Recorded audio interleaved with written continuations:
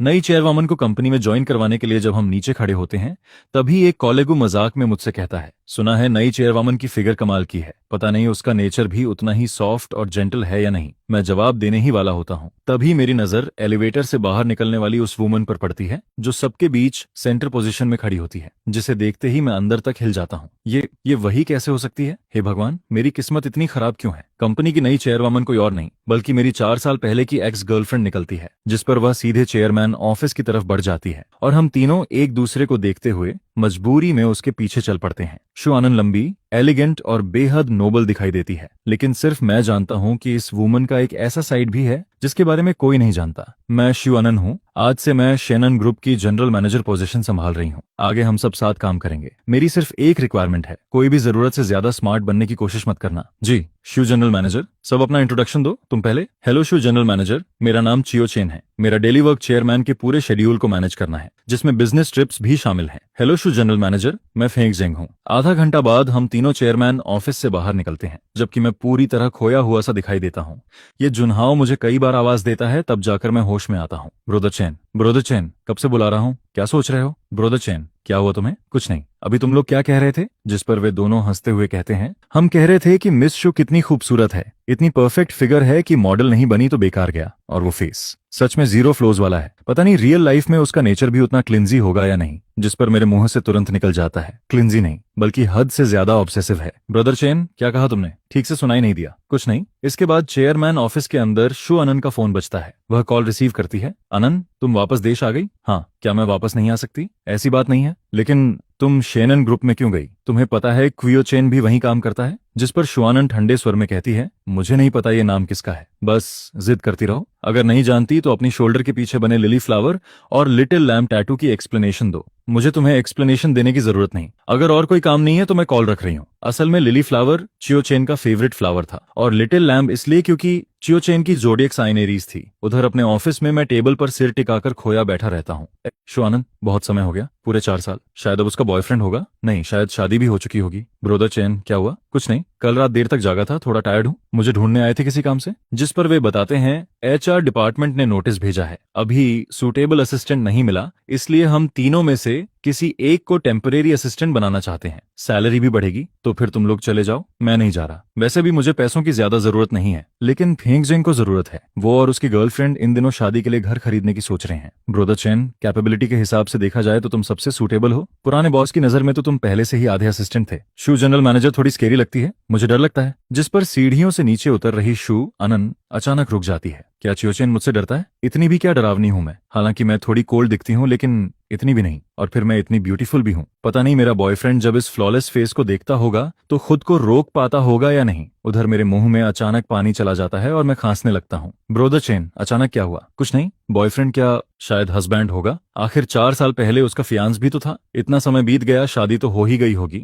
और मैंने खुद उसे उस आदमी के साथ मुस्कुराते हुए देखा था। जिस पर फेंक जिंग अचानक मेरा मुंह बंद कर देता है। ब्रदर चेन, ये देखो, एचआर मैनेजर ने मैसेज भेजा है। पता चला शु जनरल मैनेजर भी कॉमर्स यूनिवर्सिटी से पढ़ी है, लेकिन उन्होंने फाइनेंस मेजर किया था। उनका लुक देखकर तो लगता है कि वो यूनिवर्सिटी ब्यूटी रही होंगी। तुम भी उसी यूनिवर्सिटी से थे? क्या तुम उन्हें नहीं जानते? जिस पर मैं हंसकर कहता हूँ, तुम खुद कह रहे हो यूनिवर्सिटी ब्यूटी, और मेरा चेहरा देखो, इतना ऑर्डिनरी आदमी यूनिवर्सिटी ब्यूटी तक कैसे पहुंच सकता है? ऑर्डिनरी? दोनों एक साथ चिल्ला उठते हैं। ब्रोदर चेन, तुम्हें किसने कह दिया कि तुम्हारा फेस ऑर्डिनरी है? अभी आधा महीना भी नहीं हुआ और हमें तुम्हारे लिए कितने लव लंच बॉक्सेस हैंडल करने पड़े हैं। ये तो अच्छी बात है, कम से कम तुम्हें खाना खरीदना नहीं पड़ता। धन्यवाद भाई, वेलकम। कुछ देर बाद सब अचानक खड़े हो जाते हैं, जिस पर मैं स्टेयरकेस के पास खड़ी उस वुमन को देखकर घबरा जाता हूँ। वो यहाँ क्यों है? कब से खड़ी है? हेलो एक्सू जनरल मैनेजर, आप खुद नीचे कैसे आ गई? कोई इंस्ट्रक्शन होता तो इंटरकॉम पर बता देती। मैं असिस्टेंट डिपार्टमेंट देखने आई थी। शू अनंत चारों तरफ नजर दौड़ाती है और उसका एक्सप्रेशन पहले से थोड़ा बेहतर हो जाता है। एचआर ने शायद सबको बता दिया होगा। मुझे एक टेम्परेरी असिस्टेंट चाहिए। तुम तीनों की फाइल्स और पिछले 2 साल का वर्क रिकॉर्ड मैं देख चुकी हूँ। ये जुनहाओ, तुम्हारा काम क्लाइंट से ज्यादा जुड़ा हुआ है। तुम अपना काम चियो चेन को हैंडओवर कर दो। शेड्यूल मैनेज करने के अलावा चियो चेन जो बाकी काम कर रहा है वो अब तुम संभालोगे। कल से Chiyo Chen temporary general manager assistant की पोजीशन संभालेगा। ये जुनहाओ सिर हिला देता है। फेंग जेंग को भी कोई ऑब्जेक्शन नहीं होता, लेकिन मैं तुरंत बोल पड़ता हूँ, शु जनरल मैनेजर, मैं इस पोजीशन के लिए सूटेबल नहीं हूँ। पहले जुनहाओ असिस्टेंट डिपार्टमेंट के साथ ज्यादा कोऑर्डिनेट करता था, वो मुझसे ज्यादा फिट है। जिस पर शू अनन मेरी तरफ देखती है और ठंडे स्वर में पूछती है, चेयरमैन तुम हो या मैं? मैं। यह कहकर वह 2 सेकंड तक मुझे घूरती है और फिर एलिवेटर में चली जाती है। पागल वुमन, चेयरमैन होना कोई बहुत बड़ी बात है क्या? मैं जाना ही नहीं चाहता। हे भगवान, अब क्या करूं? ब्रदर चेन, तुम्हारा चेहरा ऐसा क्यों लग रहा है जैसे फांसी पर चढ़ने जा रहे हो? इतनी अच्छी सैलरी, प्रमोशन और बेनिफिट्स मिल रहे हैं, फिर भी खुश नहीं हो? मैं खुश नहीं हूं, मैं जाना ही नहीं चाहता। जुनहाओ, फेंक जिंग, जल्दी कोई तरीका सोचो। वो चेयरमैन है, हम क्या कर सकते हैं? रिलैक्स, शायद शो जनरल मैनेजर उतनी स्ट्रिक्ट नहीं होगी, पुराने बॉस से तो बेहतर ही होगी। ऊपर जाओगे तो मजे करोगे। 1 घंटे बाद मैं चेयरमैन ऑफिस पहुंचता हूं। हालांकि मैं पहले से जानता हूं कि अब मेरे और उसके बीच कोई पॉसिबिलिटी नहीं बची है, लेकिन उसकी ठंडी आवाज सुनकर मेरा दिल फिर भी दर्द करता है। मैं अपनी इमोशंस को कंट्रोल करता हूं, चेहरे पर प्रोफेशनल स्माइल लाता हूं और दरवाजा खोलकर अंदर चला जाता हूं। शु आनंद डेस्क पर बैठी होती है। उसकी पतली उंगलियां कीबोर्ड पर लगातार चल रही होती हैं। वह सिर तक नहीं उठाती, लेकिन सच ये है कि जब मैं ग्लास डोर के बाहर खड़ा था तभी उसने मेरी परछाई देख ली थी। वही परछाई जिसे वह पूरी जिंदगी भूल नहीं सकती थी। एक्स यू जनरल मैनेजर, मैंने पहले कभी असिस्टेंट का काम नहीं किया। जिस पर वह बिना सिर उठाए पूछती है, ट्रांसफर से खुश नहीं हो? नहीं, ऐसी बात नहीं, मैं बस महसूस करता हूं कि। महसूस करते हो? तुम किस आइडेंटिटी से महसूस करते हो? यह सुनकर मेरे चेहरे की मुस्कान जम जाती है। हाँ, सही तो कह रही है। मैं कौन होता हूँ कुछ महसूस करने वाला? अब वह मेरी बॉस है। अगर काम नहीं करना है तो एचआर डिपार्टमेंट जाओ और रेजिग्नेशन सबमिट कर दो। उसकी आवाज इतनी डिस्टेंट और कोल्ड होती है जैसे हम दोनों कभी एक दूसरे को जानते ही नहीं थे। रिजाइन करूं? मैं क्यों रिजाइन करूं? मुश्किलों से लड़ते लड़ते ही तो यहां तक पहुंचा हूं। 6,000 की इंटर्न सैलरी से बढ़कर 18,000 पर मंथ तक आया हूं।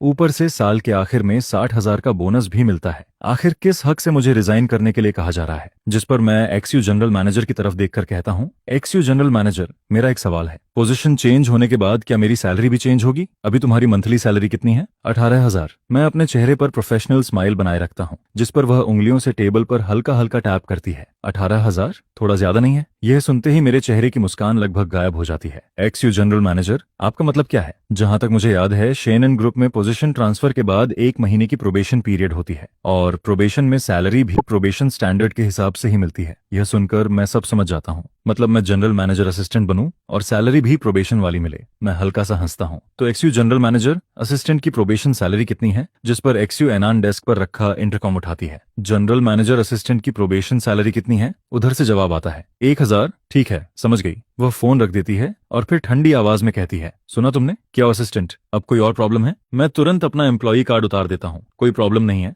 मैं रिजाइन करता हूँ। इतना कहकर मैं मुड़कर जाने लगता हूँ, तभी पीछे से उसकी हल्की आवाज सुनाई देती है। अगर मुझे सही याद है तो चाओ असिस्टेंट का लेबर कॉन्ट्रैक्ट पिछले साल ही रिन्यू हुआ था। जनरल मैनेजर असिस्टेंट का काम कंपनी के कोर डॉक्यूमेंट से जुड़ा होता है। अगर रिजाइन करना है तो कम से कम 30 दिन पहले नोटिस देना होगा। साथ ही लीगल डिपार्टमेंट के साथ कोऑर्डिनेशन करके प्रॉपर हैंडओवर भी करना होगा, वरना इसे कॉन्ट्रैक्ट वायलेशन माना जाएगा और कंपनी को 24 महीने की सैलरी कंपेंसेशन देनी होगी। जिस पर वह कैलकुलेटर की तरह बिना भाव बदले आगे कहती है, कियाओ असिस्टेंट की करंट सैलरी के हिसाब से कुल 4,32,000 युआन बनते हैं। 4 साल की मेहनत को देखते हुए 4,30,000 दे देना। रिजाइन करने से पहले कंपनी अकाउंट में ट्रांसफर कर देना। मैं वहीं रुक जाता हूँ। कंपेंसेशन, लेबर कॉन्ट्रैक्ट में ऐसा कोई क्लॉज नहीं है। शू जनरल मैनेजर, क्या मुझे 90 डिग्री झुककर आपका धन्यवाद करना चाहिए कि आपने 2,000 युआन कम कर दिए? जिस पर वह बिल्कुल शांत स्वर में जवाब देती है, बाकी एम्प्लॉयज के लिए नहीं, लेकिन तुम्हारे लिए है। अब मुझे सब समझ आ जाता है। वह जानबूझकर मुझे परेशान कर रही है, जानबूझकर मुझे मुश्किल में डाल रही है। मैं दांत भींचकर कहता हूँ, कंपनी अगर एम्प्लॉयज से मैलिशियस कंपेंसेशन मांगती है तो मैं अथॉरिटी में कंप्लेन कर सकता हूँ। जिस पर शू आनंद बिना किसी रिएक्शन के खड़ी हो जाती है। कर सकते हो, वैसे बिजनेस सर्कल बहुत छोटा होता है। चाओ असिस्टेंट, प्रोफेशन चेंज करने की तैयारी पहले से कर लेना, अब मुझसे और बर्दाश्त नहीं होता। एक्सू आनंद, तुम मुझे मजबूर कर रही हो तो क्या हुआ? अगर मुझसे रिक्वेस्ट कर लो तो शायद मैं रेजिग्नेशन एप्लीकेशन अप्रूव करने के बारे में सोच सकता हूँ। कभी नहीं। मैं एम्प्लॉय कार्ड वहीं फेंक देता हूँ, ग्लास डोर को जोर से खोलता हूँ और बगल वाले असिस्टेंट ऑफिस में जाकर दरवाजा बंद कर देता हूँ। अब मेरी इमोशंस पूरी तरह फूट पड़ती हैं। 4 साल पहले मैंने उसे छोड़ दिया था, फिर भी वह आखिर चाहती क्या है और कितना चाहती है कि मैं सफर करूं? थोड़ी देर बाद मैं खुद को शांत करता हूं, कंप्यूटर खोलता हूं और रेजिग्नेशन लेटर लिखकर एचआर डायरेक्टर को मेल कर देता हूं। लेकिन 1 मिनट भी नहीं गुजरता कि रिप्लाई आ जाता है, एप्लीकेशन रिजेक्टेड। कुछ देर बाद एचआर डायरेक्टर का फोन आता है, ब्रदर चेन, तुम रिजाइन करना चाहते हो? क्या नई ट्रीटमेंट से सेटिस्फाइड नहीं हो? ब्रदर चेन, तुम कंपनी में 4 साल से हो, तुम्हारी कैपेबिलिटी सब जानते हैं। मुझे पता है कि जनरल मैनेजर असिस्टेंट के लिए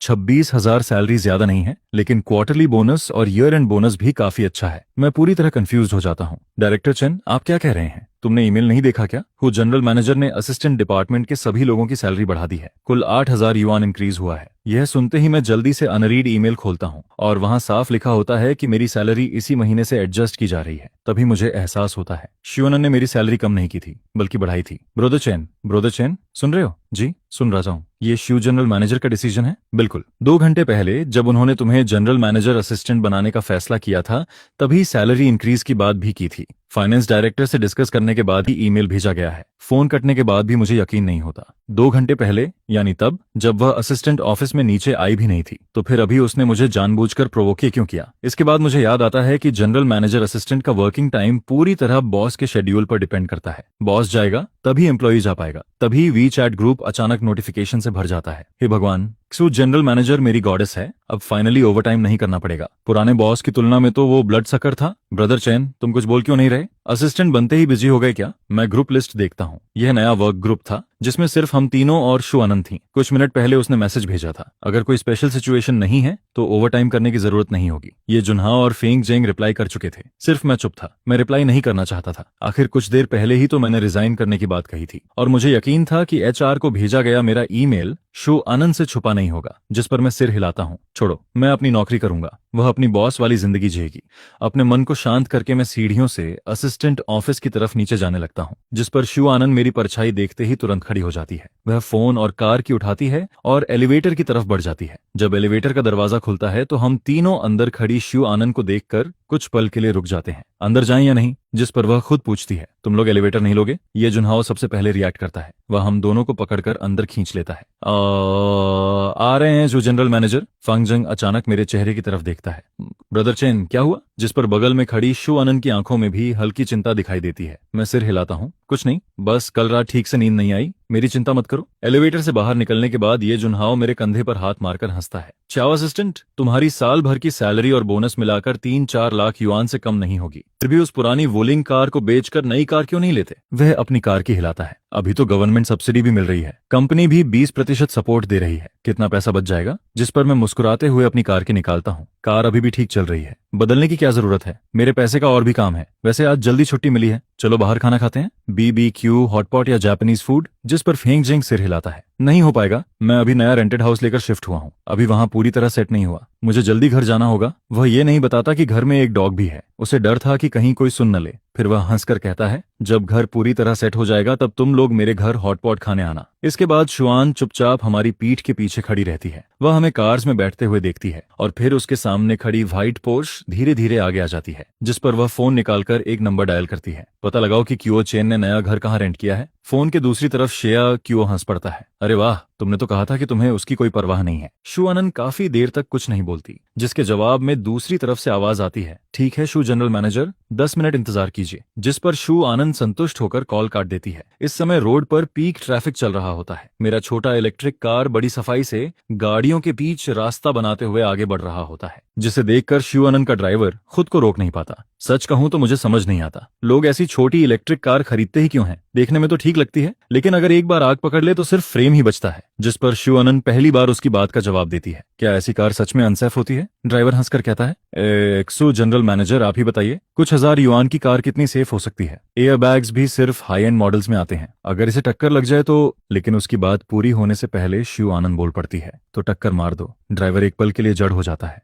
शिव जनरल मैनेजर आपने क्या कहा? मैंने कहा टक्कर मार दो। यह सुनते ही ड्राइवर की आंखें बंद हो जाती हैं और वह मजबूरी में एक्सेलरेटर दबा देता है। धड़ाम, एक जोरदार आवाज गूंजती है, लेकिन हैरानी की बात यह होती है कि मेरी इलेक्ट्रिक कार को ज्यादा नुकसान नहीं होता। उधर एक्सू आनंद की बॉडी भी झटके से नहीं हिलती, जैसे उसे इस एक्सीडेंट से कोई फर्क ही नहीं पड़ा हो। सिर्फ मेरी कार आगे बुरी तरह डगमगा जाती है, जिस पर शु आनंद ड्राइवर को घूरते हुए कहती है, तुम थोड़ा धीरे नहीं चला सकते थे? अगर उसे चोट लग जाती तो? ड्राइवर का चेहरा तुरंत उतर जाता है। शु जनरल मैनेजर मैं कसम खाता हूं मैंने स्पीड नहीं बढ़ाई थी, मैं तो एक्सेलरेटर भी दबाने से डर रहा था। उधर जिस व्यक्ति की कार पीछे से टकराई थी वह मैं ही था, और इस समय मैं पूरी तरह कंफ्यूज्ड बैठा रहता हूँ। जब मैंने पहली बार कार चलानी शुरू की थी तब अक्सर मैं दूसरों की कार में टक्कर मार देता था, लेकिन आज पहली बार कोई मुझे पीछे से टक्कर मारता है, और वो भी इतना सोचकर मैं रियर मिरर में देखता हूँ। अगले ही पल मेरी आंखें फटी रह जाती हैं। हे भगवान, पोर्श फैंटम, अब तो मैं गया, इस बार सच में खत्म हो गया, मेरी अच्छी जिंदगी यहीं खत्म होने वाली है। जैसे ही यह ख्याल आता है मैं तुरंत वीचैट खोलकर अपना बैलेंस चेक करता हूँ।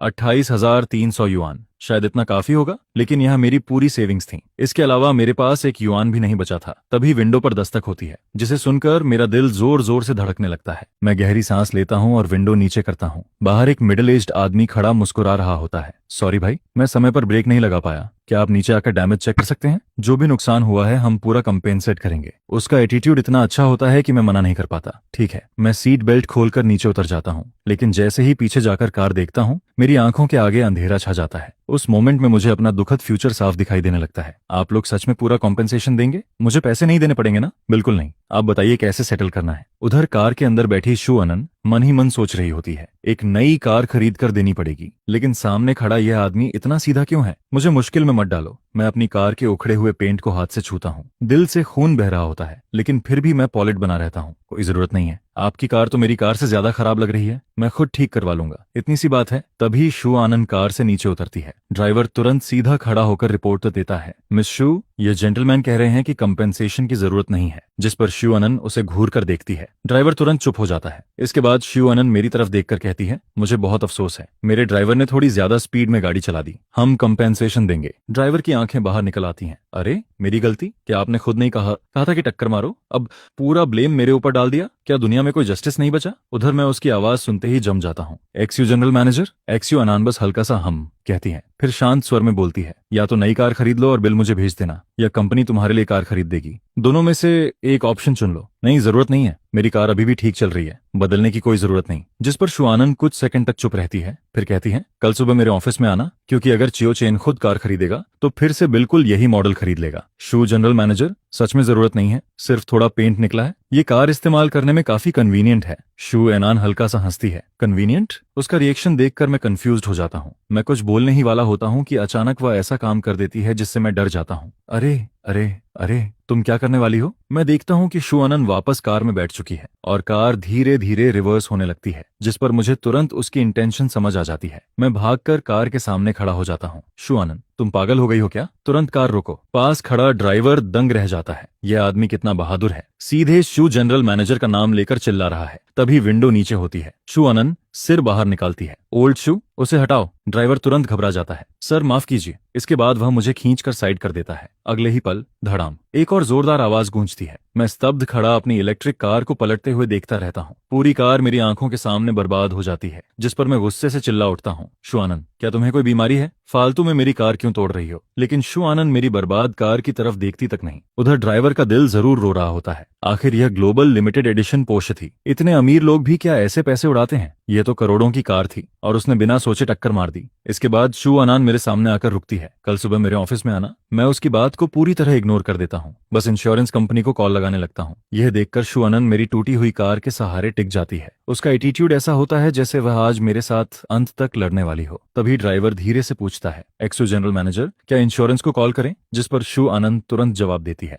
इंश्योरेंस को क्यों बुलाना है? क्या मैं एक टूटी हुई कार का पैसा नहीं दे सकती? ड्राइवर उसकी पोर्श के टूटे हुए फ्रंट बम्पर को देखता है और मन ही मन रो पड़ता है। तो आपकी कार का क्या होगा? जिस पर शु अनन मेरी तरफ देखते हुए कहती है, अगर रिपेयर नहीं हो सकती तो फेंक दो। ड्राइवर राहत की सांस लेता है। चलो अच्छा हुआ, कम से कम पूरी कार नहीं फेंकी जाएगी। पीक ट्रैफिक होने की वजह से इंश्योरेंस कंपनी करीब 1.5 घंटे बाद पहुंचती है, जिस पर इंश्योरेंस स्टाफ मेरी पलटी हुई इलेक्ट्रिक कार और सामने खड़ी पोर्श को देखकर कांपती आवाज में पूछता है, मिस्टर क्यू, आप श्योर हैं कि उन्होंने आपकी कार को टक्कर मारी है? कहीं आपने खुद तो कार नहीं पलटी? मैं तुरंत गुस्से में बोल पड़ता हूँ, क्या तुम्हें हालात दिखाई नहीं दे रहे? फालतू बातें बंद करो, सीधे नुकसान का एस्टिमेट बनाओ और उससे कॉम्पेंसेशन दिलवाओ। मैं गुस्से से भरा हुआ होता हूँ। शु अनन सच में मेरे पीछे पड़ा हुआ भूत लग रही थी। जब भी उससे सामना होता है कुछ अच्छा नहीं होता। एक्सीडेंट का मामला निपटाने के बाद मुझे अचानक याद आता है, लाइटनिंग अभी भी घर पर अकेला है। मैं स्टाफ से कहता हूँ, कार का मामला आप लोग संभाल लीजिए, अगर कोई प्रॉब्लम हो तो मुझे कांटेक्ट कर लेना। यह कहकर मैं कार से अपनी वैल्यूएबल्स और बैंक कार्ड्स निकालता हूँ, फिर पैदल ही ओवरब्रिज की तरफ चल पड़ता हूँ।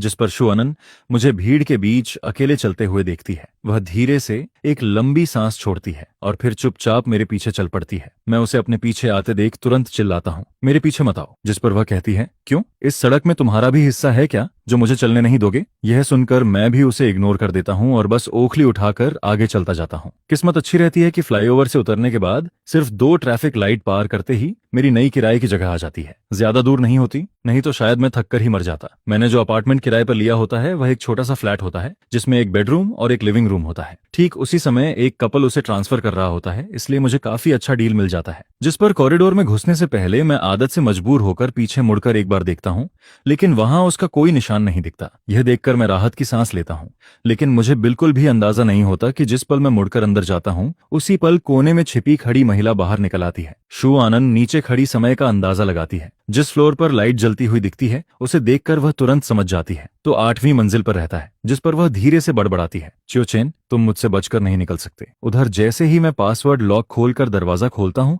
तभी मुझे एक बेहद नाराज सी कराह सुनाई देती है, जिस पर मैं तुरंत उसे गोद में उठा लेता हूँ। लाइटनिंग, पापा आ गए। सब उस औरत की वजह से हुआ? आह नहीं, उस बुरी औरत की वजह से पापा को इतनी देर हुई। लाइटनिंग एक कॉर्गी डॉग होता है। मैंने उसे उस समय पाला था जब मैं और शु अनन रिलेशनशिप में थे। जब हमारा ब्रेकअप हुआ था, तब शु अनन की नजर बचाकर मैं उसे चुपके से अपने घर ले आया था। इसके बाद नहाने के बाद मैं लाइटनिंग को नीचे घुमाने ले जाने का सोचता हूँ और साथ में डिनर भी खरीदने का प्लान बनाता हूँ। शायद बहुत देर से घर में बंद रहने की वजह से लाइटनिंग जैसे ही नीचे पहुंचता है, वह खुशी से इधर उधर भागने लगता है। लाइटनिंग, धीरे भाग, मैं सच में तुझसे हार गया हूँ। ये छोटा सा बदमाश इतना एनर्जेटिक कैसे है? आखिर मैं तुझे घुमाने लाया हूँ या तू मुझे घुमा रहा है? जब हम रेजिडेंशियल एरिया के गेट तक पहुंचते हैं, तभी शु अनन ड्राइवर की गाड़ी में बैठ रही होती है। रियर व्यू मिरर में मेरी जानी पहचानी परछाई दिखते ही वह तुरंत गाड़ी रुकवाती है, जिस पर गाड़ी धीरे से रुक जाती है और मैं कुत्ते को खींचते हुए धीरे धीरे भागता नजर आता हूँ। यह दृश्य शु अनन की आंखों में पड़ता है, जिसे देखकर वह गुस्से में हंस पड़ती है। तो यह आदमी सिर्फ मेरा दिल ही नहीं चुराता, मेरा कुत्ता भी चुरा लेता है। जिस दिन ब्रेकअप हुआ था, उस दिन वह बार में बुरी तरह नशे में धुत हो गई थी। घर लौटकर उसने देखा था कि दरवाजा खुला हुआ है और कुत्ता भी गायब है। उसने सोचा था कि शायद डॉग खुद भाग गया होगा। उसने रिवॉर्ड तक घोषित कर दिया था, लेकिन फिर भी लाइटनिंग नहीं मिला था। उसे क्या पता था कि कोई डॉग थीफ ही उसे उठा ले गया था। उधर मैं हांफते हुए चिल्लाता हूँ, अरे मेरे पूर्वज, मेरे छोटे मालिक, जरा रुक तो जा, मैं थक कर मर जाऊंगा। उसी समय मुझे थोड़ा भूख लगती है, इसीलिए मैं सामने वाली सड़क पार करके वोंटन खाने का फैसला करता हूँ और कुत्ते को साथ लेकर सड़क पार करने लगता हूँ। जिस पर शुआन तब तक वहीं देखती रहती है जब तक एक आदमी और एक कुत्ता रेस्टोरेंट में नहीं घुस जाते। इसके बाद वह ड्राइवर को गाड़ी चलाने का इशारा करती है, लेकिन लाइटनिंग जैसे कुछ महसूस करता है और अचानक पीछे मुड़कर जोर जोर से भौंकने लगता है। जिस पर मैं भी उसी दिशा में बाहर झांक कर देखता हूँ, लेकिन मुझे सिर्फ एक काली कार दूर जाती हुई नजर आती है। मैं तुरंत डांटता हूँ, लाइटनिंग, क्यों भौंक रहा है? भौंकना बंद कर। डिनर खत्म करने के बाद मुझे इंश्योरेंस कंपनी का मैसेज मिलता है। उसमें लिखा होता है कि शु अनन प्राइवेट सेटलमेंट करना चाहती है और साथ में उसका फोन नंबर भी भेजा गया होता है। इसके अलावा इंश्योरेंस कॉन्ट्रैक्ट के हिसाब से कंपनी मुझे 55,000 युआन की कार कंपेंसेशन भी दे चुकी होती है। मैं लाइटनिंग को बिस्तर के पास बने उसके छोटे से बेड में रखता हूँ और उसके सामने बैठकर बड़बड़ाने लगता हूँ, लाइटनिंग, मैं सच में उससे हार गया हूँ। वह बिल्कुल नहीं बदली, अब भी उतनी ही परेशान करने वाली है। कुछ देर बात करने के बाद मैं फर्श पर बैठ जाता हूँ और उसके सिर को सहलाने लगता हूँ। अब क्या करूँ? लाइटनिंग, पापा ने बहुत कोशिश की थी कि उसके बारे में ना सोचें, फिर वह दोबारा क्यों सामने आ गई?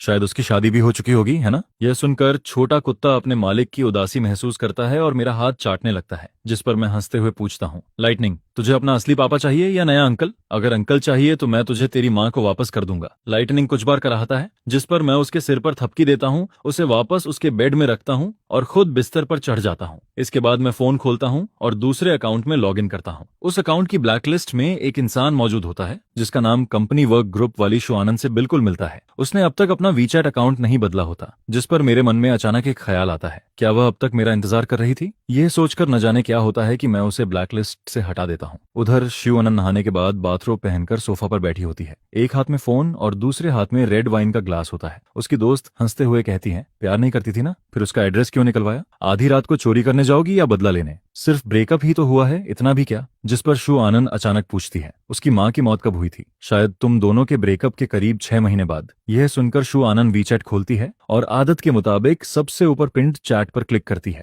आखिरी मैसेज अब भी 4 साल पहले वाले दिन का होता है। ब्रोदर चेन, क्या अब आपको मेरी जरूरत नहीं रही? यहाँ तक कि लाइटनिंग भी मुझे नहीं चाहिए? वह ऊपर स्क्रॉल करती है और सैकड़ों मैसेजेस देखती है, जिनमें से एक भी सफलतापूर्वक डिलीवर नहीं हुआ था। लेकिन इस बार जैसे ही उसकी उंगलियां स्क्रीन पर चलती हैं, मैसेज अचानक सेंड हो जाता है। यह देखकर शु आनंद तुरंत वाइन ग्लास नीचे रखती है और मैसेज रिकॉल करना चाहती है, लेकिन तब तक बहुत देर हो चुकी होती है। जिस पर वह मजबूरी में वर्क ग्रुप खोलती है और चियाओ चेन को फ्रेंड रिक्वेस्ट भेज देती है। कुछ मिनट इंतजार करने के बाद भी कोई रिस्पॉन्स नहीं आता, जिस पर वह दांत भींच कर कहती है, ठीक है चैन, बहुत अच्छे, तुम सच में बहुत अच्छे हो। अगली सुबह अलार्म बजने से पहले ही मैं डॉग की जीभ से जाग जाता हूँ। ओह नहीं, देर हो गई। ऑफिस के लिए लेट हो जाऊंगा, जिस पर मैं लाइटनिंग को गोद में भरकर उसके सिर को रगड़ता हूँ। फिर फोन उठाता हूँ और देखता हूँ कि एक अनरीड मैसेज आया हुआ है। मैं उसे खोलने ही वाला होता हूँ कि फोन हाथ से फिसल कर सीधे कुत्ते के सिर पर गिर जाता है, जिस पर लाइटनिंग दर्द से चीख उठता है। मैं तुरंत उसे गले लगाकर किस करता हूँ और फिर फोन देखने लगता हूँ। वह मैसेज उसी इंसान का होता है जिसे मैंने पिछली रात ब्लैकलिस्ट से हटाया था। उसमें सिर्फ कुछ शब्द लिखे होते हैं, तुमने मेरा कुत्ता चुरा लिया। यह देखकर मैं लाइटनिंग का मुंह पकड़कर नाटक करने लगता हूँ। सच सच बता, क्या तूने अपनी माँ को बता दिया कि तू पापा के पास है?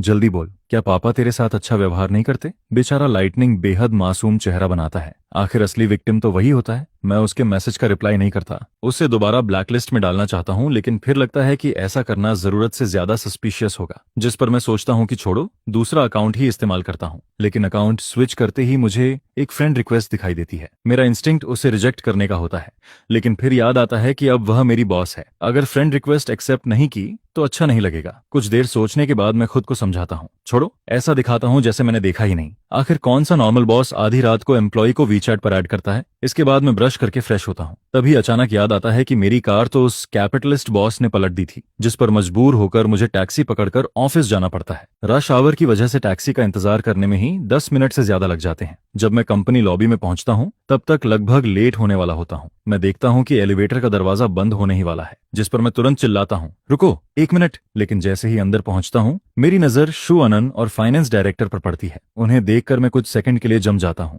हालत बेहद अजीब हो जाती है, लेकिन आखिरकार मैं मजबूरी में चेहरा सख्त करके एलिवेटर के अंदर कदम रख देता हूं। ऐसी ऑकवर्ड सिचुएशन की तुलना में मुझे अपनी अटेंडेंस बोनस की ज्यादा चिंता होती है। आखिरकार मैं शालीनता से दोनों को ग्रीटिंग देता हूं। हेलो चूतोंग, हेलो डायरेक्टर जांग। शाओचन, आज बड़ी मुश्किल से तुम्हें टाइम पर ऑफिस आते देख रहा हूं। सुबह वाला मैसेज मिलने के बाद अब तो मेरी हिम्मत ही नहीं होती कि बगल में खड़ी उस औरत की तरफ देख भी सकूं। आखिर उसे पता चल गया कि मैंने लाइटनिंग को चुराया था, या फिर उसने गलती से किसी और को मैसेज भेज दिया था। मुझे खुद भी समझ नहीं आता, जिस पर मैं जवाब देता हूँ, आज टैक्सी लेकर आया हूँ, इसलिए थोड़ा लेट हो गया। टैक्सी? तो तुम्हारी इलेक्ट्रिक बाइक कहाँ गई? यह सुनकर मैं मजबूरन जवाब देता हूँ, किसी ने टक्कर मारकर पलट दी। कौन था? ड्राइविंग स्किल इतनी खराब किसकी थी? मैं बाहर से तो बस हल्की सी मुस्कान देता हूँ, लेकिन अंदर ही अंदर सोच रहा होता हूँ, क्या वो इंसान तुम्हारे बगल में खड़ा नहीं है? लेकिन मानना पड़ेगा, उसकी ड्राइविंग स्किल सच में बहुत खराब है। उसी समय एलिवेटर 16वीं मंजिल पर रुकता है, जिस पर फाइनेंस डायरेक्टर हाथ हिलाकर हम दोनों को बाय बोलता है और एलिवेटर से बाहर निकल जाता है।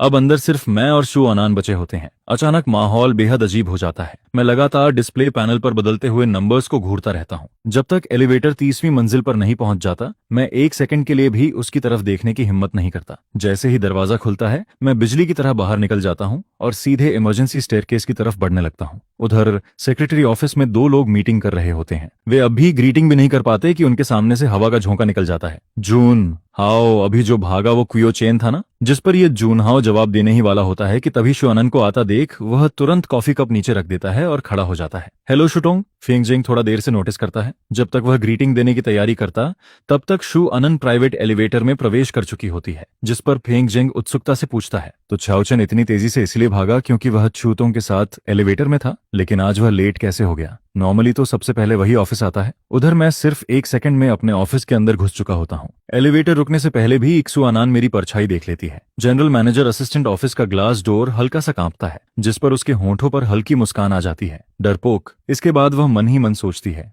छाओचन, इतने साल बाद मिले हैं और तुम्हारी हिम्मत पहले से भी छोटी हो गई है। सिर्फ एक एलिवेटर में साथ खड़े हुए थे और तुम ऐसे डर गए? क्या मैं इतनी डरावनी लगती हूँ? उधर मैं जल्दी से लैपटॉप उठाता हूँ और बगल वाले ऑफिस के दरवाजे तक पहुंच जाता हूँ। मैं नॉक करने के लिए हाथ उठाता ही हूँ कि तभी दरवाजा खुल जाता है। लगभग शुआनन के चेहरे पर लगने वाला होता है, जिस पर वह मजाकिया नजरों से मुझे देखती है। शुटोंग, मीटिंग का समय हो गया है, वह मुस्कुराकर कहती है। क्या बात है? असिस्टेंट चियाओ का मुझसे कोई पर्सनल ग्रिज है क्या? मैं उसकी छेड़छाड़ को इग्नोर करता हूँ और सीधे हाथ आगे बढ़ा देता हूँ। शुअनन मेरी हरकत देखकर हल्का सा हंस पड़ती है। क्या हुआ? पैसे मांग रहे हो या कार? मैं ठंडे स्वर में जवाब देता हूँ, बाद में कार की दे दीजिएगा। इसके बाद मैं उसे घूरता हूँ और सीधा मुड़कर चला जाता हूँ, जिस पर शुआनन मेरी जाती हुई पीठ को देखती है और मन ही मन सोचती है, छाओचन, तुम जैसे एक्स बॉयफ्रेंड बिल्कुल स्टैंडर्ड के खिलाफ हो। एक स्टैंडर्ड एक्स तो मर चुके इंसान जैसा होना चाहिए, लेकिन तुम बार बार सामने क्यों आ जाते हो? क्या मुझे टेस्ट कर रहे हो? इसके बाद मीटिंग रूम में जनरल मैनेजर असिस्टेंट होने के नाते मीटिंग होस्ट करने की जिम्मेदारी मेरी होती है। हालांकि मैं मानना नहीं चाहता, लेकिन शुअनन जब सीरियस मोड में काम करती है तो उसका चार्म सच में जानलेवा होता है। मैं कब उसे देखते देखते खो जाता हूँ, मुझे खुद पता नहीं चलता। जब मेरी तंद्रा टूटती है, तब तक मीटिंग खत्म हो चुकी होती है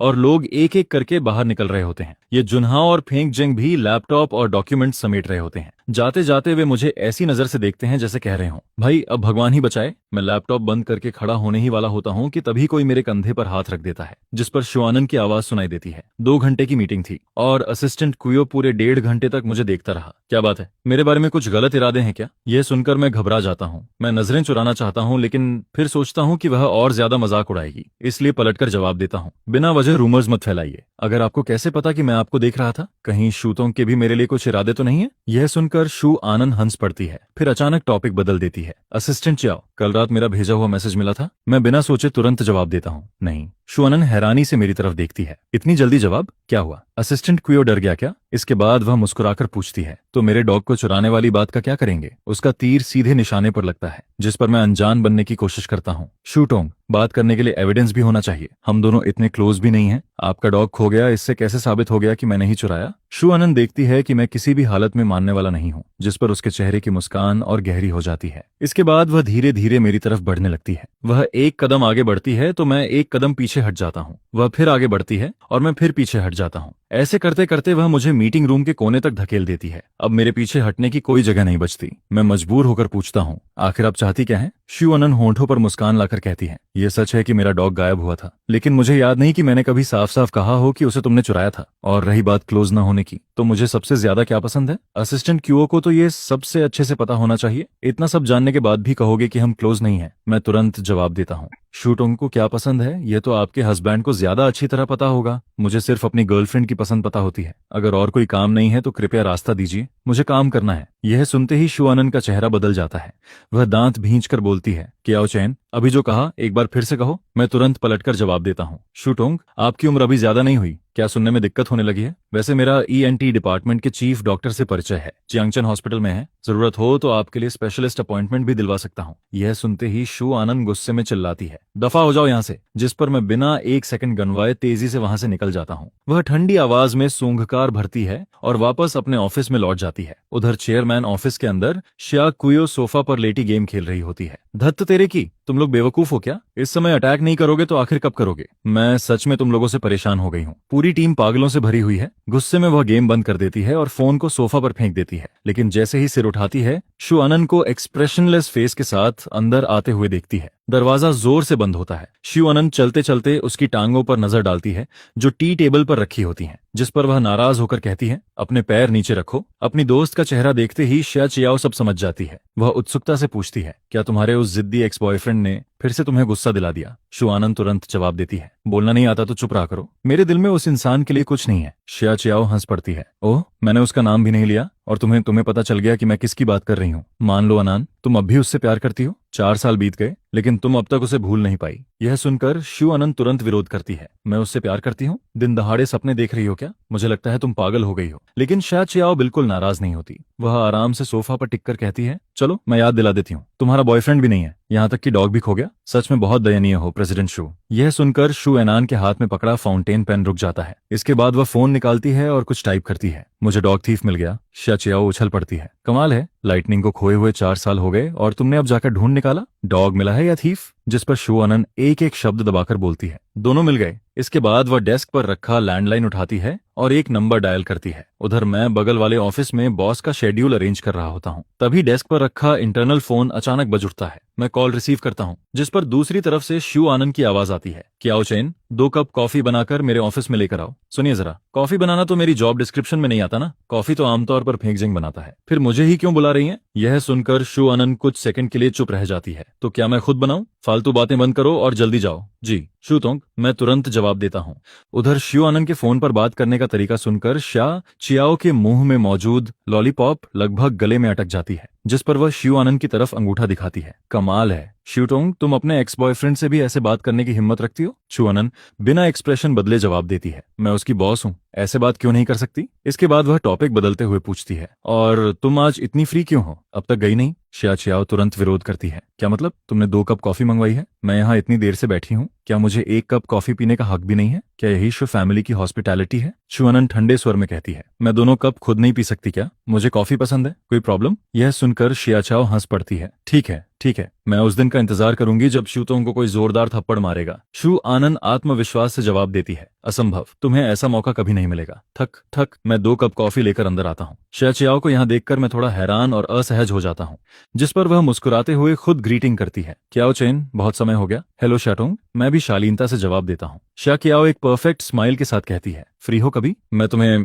कॉफी पिलाना चाहती हूँ। मैं हल्की मुस्कान के साथ जवाब देता हूँ, बिल्कुल, बस शाटोंग पहले अपॉइंटमेंट बुक कर लीजिएगा। जिस पर ऑफिस डेस्क के पीछे बैठी शुआनन हम दोनों की बातचीत देखती रहती है और उसका चेहरा तुरंत ठंडा पड़ जाता है। फिर वह ठंडी आवाज में बोलती है, असिस्टेंट चियाओ, क्या मुझे तुम्हें याद दिलाना पड़ेगा कि अभी वर्किंग आवर्स चल रहे हैं? उसकी आवाज सुनते ही मैं मन ही मन मुस्कुरा देता हूँ। वह सच में बिल्कुल नहीं बदली। पहले की तरह आज भी उसे पसंद नहीं कि मैं किसी दूसरी महिला के करीब जाऊं। थोड़ी सी बात पर भी उसे जेलसी होने लगती है। मैं कॉफी आगे रखते हुए कहता हूँ, सुतोंग, आपकी कॉफी। मैं मुड़कर जाने ही वाला होता हूँ कि पीछे से उसकी ठंडी आवाज आती है, क्या मैंने तुम्हें जाने की परमिशन दी है? यह देखकर शा चियाओ हंस पड़ती है, ठीक है, मैं चलती हूँ, तुम दोनों को डिस्टर्ब नहीं करूंगी। इसके बाद ऑफिस का दरवाजा बंद हो जाता है। जब कमरे में सिर्फ हम दोनों रह जाते हैं तब शुआनन धीरे से सिर उठाकर पूछती है, असिस्टेंट चियाओ, असिस्टेंट की रिस्पॉन्सिबिलिटी क्या होती है? मैं बिना झिझक जवाब देता हूँ, बॉस के हर काम में कोऑर्डिनेशन करना। जिस पर शुआनन संतुष्टि से सिर हिलाती है। वह आगे कोई मुश्किल सवाल नहीं पूछती। कॉफी का कप उठाकर एक घूंट लेती है, लेकिन अगले ही पल लगभग कॉफी थूक देती है। तुमने जानबूझकर किया है ना? मैं अब भी प्रोफेशनल स्माइल बनाए रखता हूँ। एक्सुतोंग, आपने सिर्फ कॉफी बनाने को कहा था, यह नहीं बताया था कि कौन सी कॉफी चाहिए। मैं तो नॉर्मली इंस्टेंट कॉफी ही पीता हूँ। असल में दोनों कप में से सिर्फ एक कप इंस्टेंट कॉफी होता है। मैं उसकी आदत अच्छी तरह जानता हूँ, इसीलिए जानबूझकर वही कप उसकी तरफ रखता हूँ।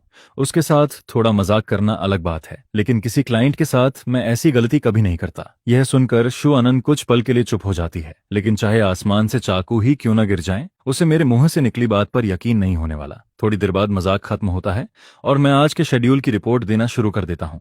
रिपोर्ट खत्म होने पर शुआन अपनी पॉकेट से कार की निकालकर डेस्क पर रखती है, फिर मेरी तरफ देखते हुए कहती है, यह तुम्हारे लिए है, कार कंपेंसेशन। मैं तुरंत मना कर देता हूँ, जरूरत नहीं है शुटोंग, मेरी पुरानी कार की कीमत शायद इस नई कार के एक व्हील के बराबर भी नहीं होगी। इंश्योरेंस कंपनी पहले ही कंपेंसेशन दे चुकी है। शुआनन भौहें उठाकर पूछती है, तो क्या हुआ? क्या तुम्हें पैसे से मार रही हूँ मैं? मेरी माँ की तरह मैं भी वही मानती हूँ। मैंने तुम्हारी कार को टक्कर मारी है तो नई कार देना मेरा फर्ज है, और अगर चाहो तो कैश भी ले सकते हो। इसके बाद वह अचानक टॉपिक बदल देती है, वैसे असिस्टेंट चियाओ, तुमने मेरा कॉन्टैक्ट ऐड क्यों नहीं किया? अगर मुझे कभी तुम्हें ढूंढना हुआ तो क्या करूंगी? मैं तुरंत जवाब देता हूँ, इंटरनल वर्क ग्रुप के जरिए कॉन्टैक्ट कर सकती हैं। मेरी बात पूरी भी नहीं होती कि वह बीच में बोल पड़ती है, तो अब फैसला करो, खुद फ्रेंड रिक्वेस्ट एक्सेप्ट करोगे या फिर मैं तुम्हारा नाम वर्क ग्रुप में टैग करूं? यह सुनते ही मैं तुरंत फोन निकाल लेता हूँ, उसके सामने फ्रेंड रिक्वेस्ट एक्सेप्ट करता हूँ। शुटोंग, अब ठीक है? जिस पर शुआनन संतुष्ट होकर सिर हिलाती है, हाँ, अब जाकर काम करो। जी शुटोंग। मैं मुड़कर बाहर निकलने लगता हूँ, लेकिन तभी उसे जैसे कुछ याद आता है। छाओचन, मैं सिर्फ 2 कदम ही चला होता हूँ। मन ही मन सोचता हूँ, अब ये फिर क्या नया ड्रामा शुरू करने वाली है? क्या सारी बातें एक बार में नहीं कर सकती?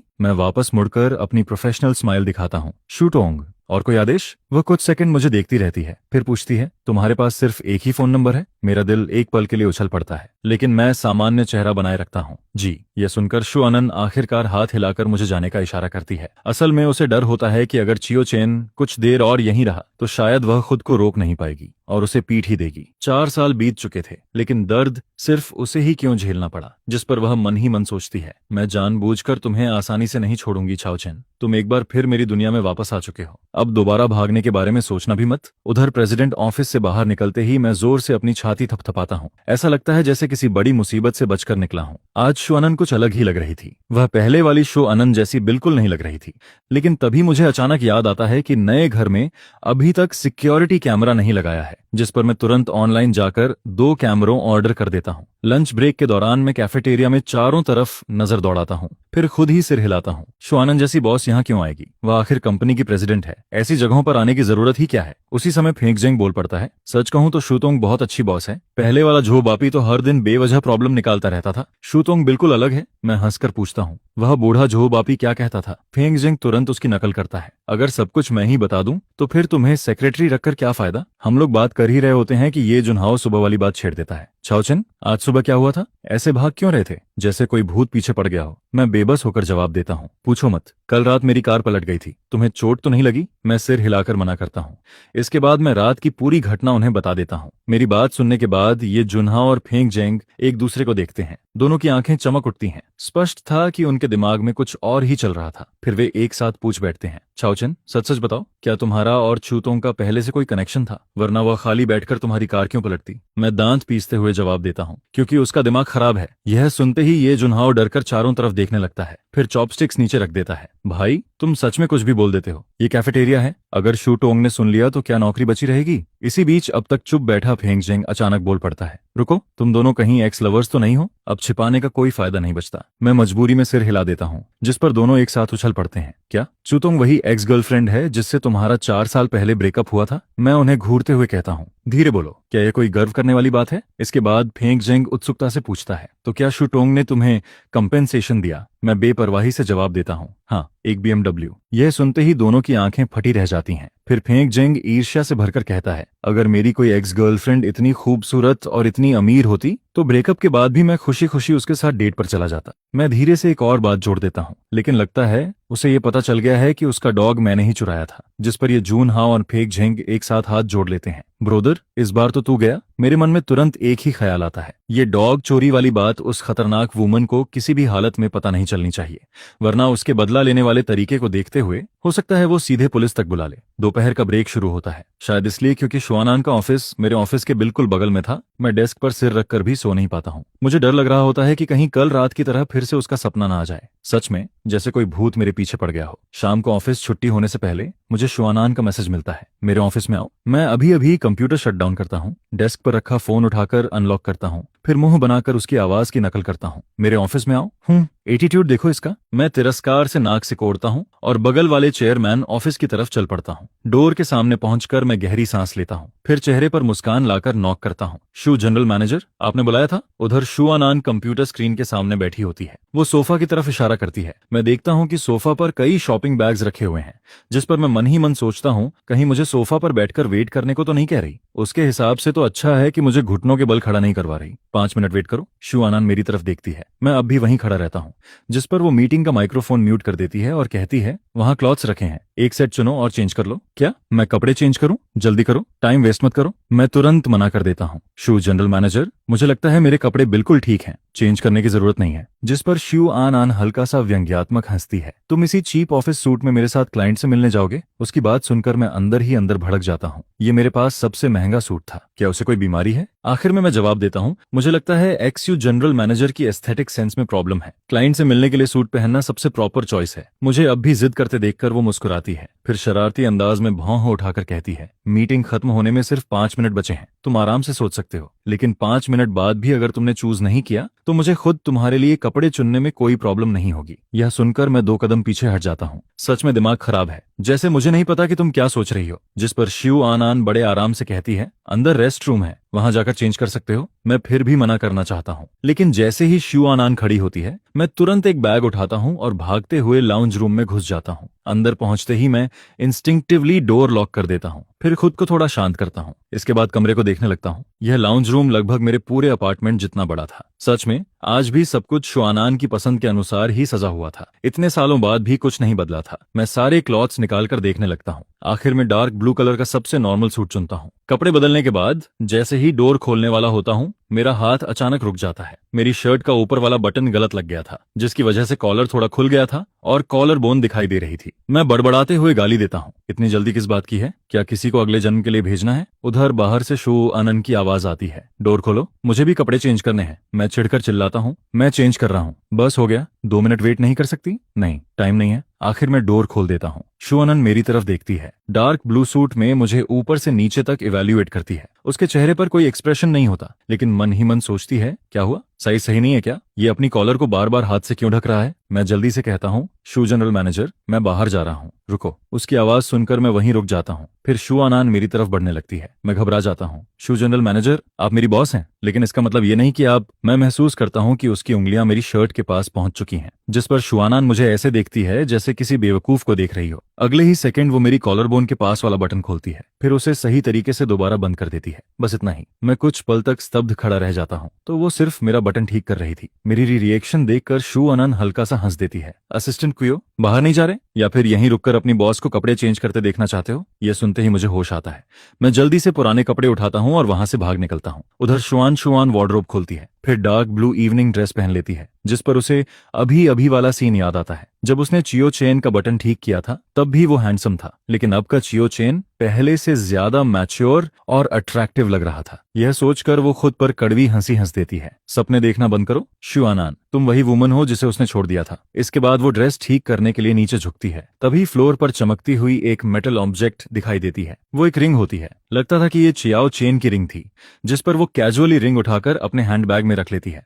उधर मैं वापस अपनी डेस्क पर आ जाता हूँ, लेकिन अचानक मुझे महसूस होता है कि मेरी छोटी उंगली में कुछ मिसिंग है। अगले ही पल मेरा चेहरा बदल जाता है। गया काम से, मेरी रिंग कहाँ गई? सुबह घर से निकलते वक्त तो वो मेरे हाथ में थी, फिर आखिर गिरी कहाँ? इसी दौरान शुआनान बाहर आती है। वो मुझे फ्लोर पर झुककर कुछ ढूंढते हुए देखती है, जिस पर वो पूछती है, क्या कर रहे हो? कुछ ढूंढ रहा हूँ एक्सयू जनरल मैनेजर, मेरी रिंग खो गई है। क्या मैं आपके लाउंज रूम में जाकर देख सकता हूँ? जाओ, खुद जाकर ढूंढ लो। मैं तुरंत अंदर चला जाता हूँ, जिस पर शुआनान मेरी जाती हुई बैग को देखती है और मन ही मन नाराज हो जाती है। सिर्फ एक रिंग ही तो है, लेकिन इसे देखकर लगता है वो रिंग उसके लिए मुझसे भी ज्यादा इंपॉर्टेंट है। सच में जलन हो रही है। इसके बाद शुआनान आदतन मेरी डेस्क को व्यवस्थित करने लगती है, फिर मेरी कार की उठाकर बाहर निकल जाती है।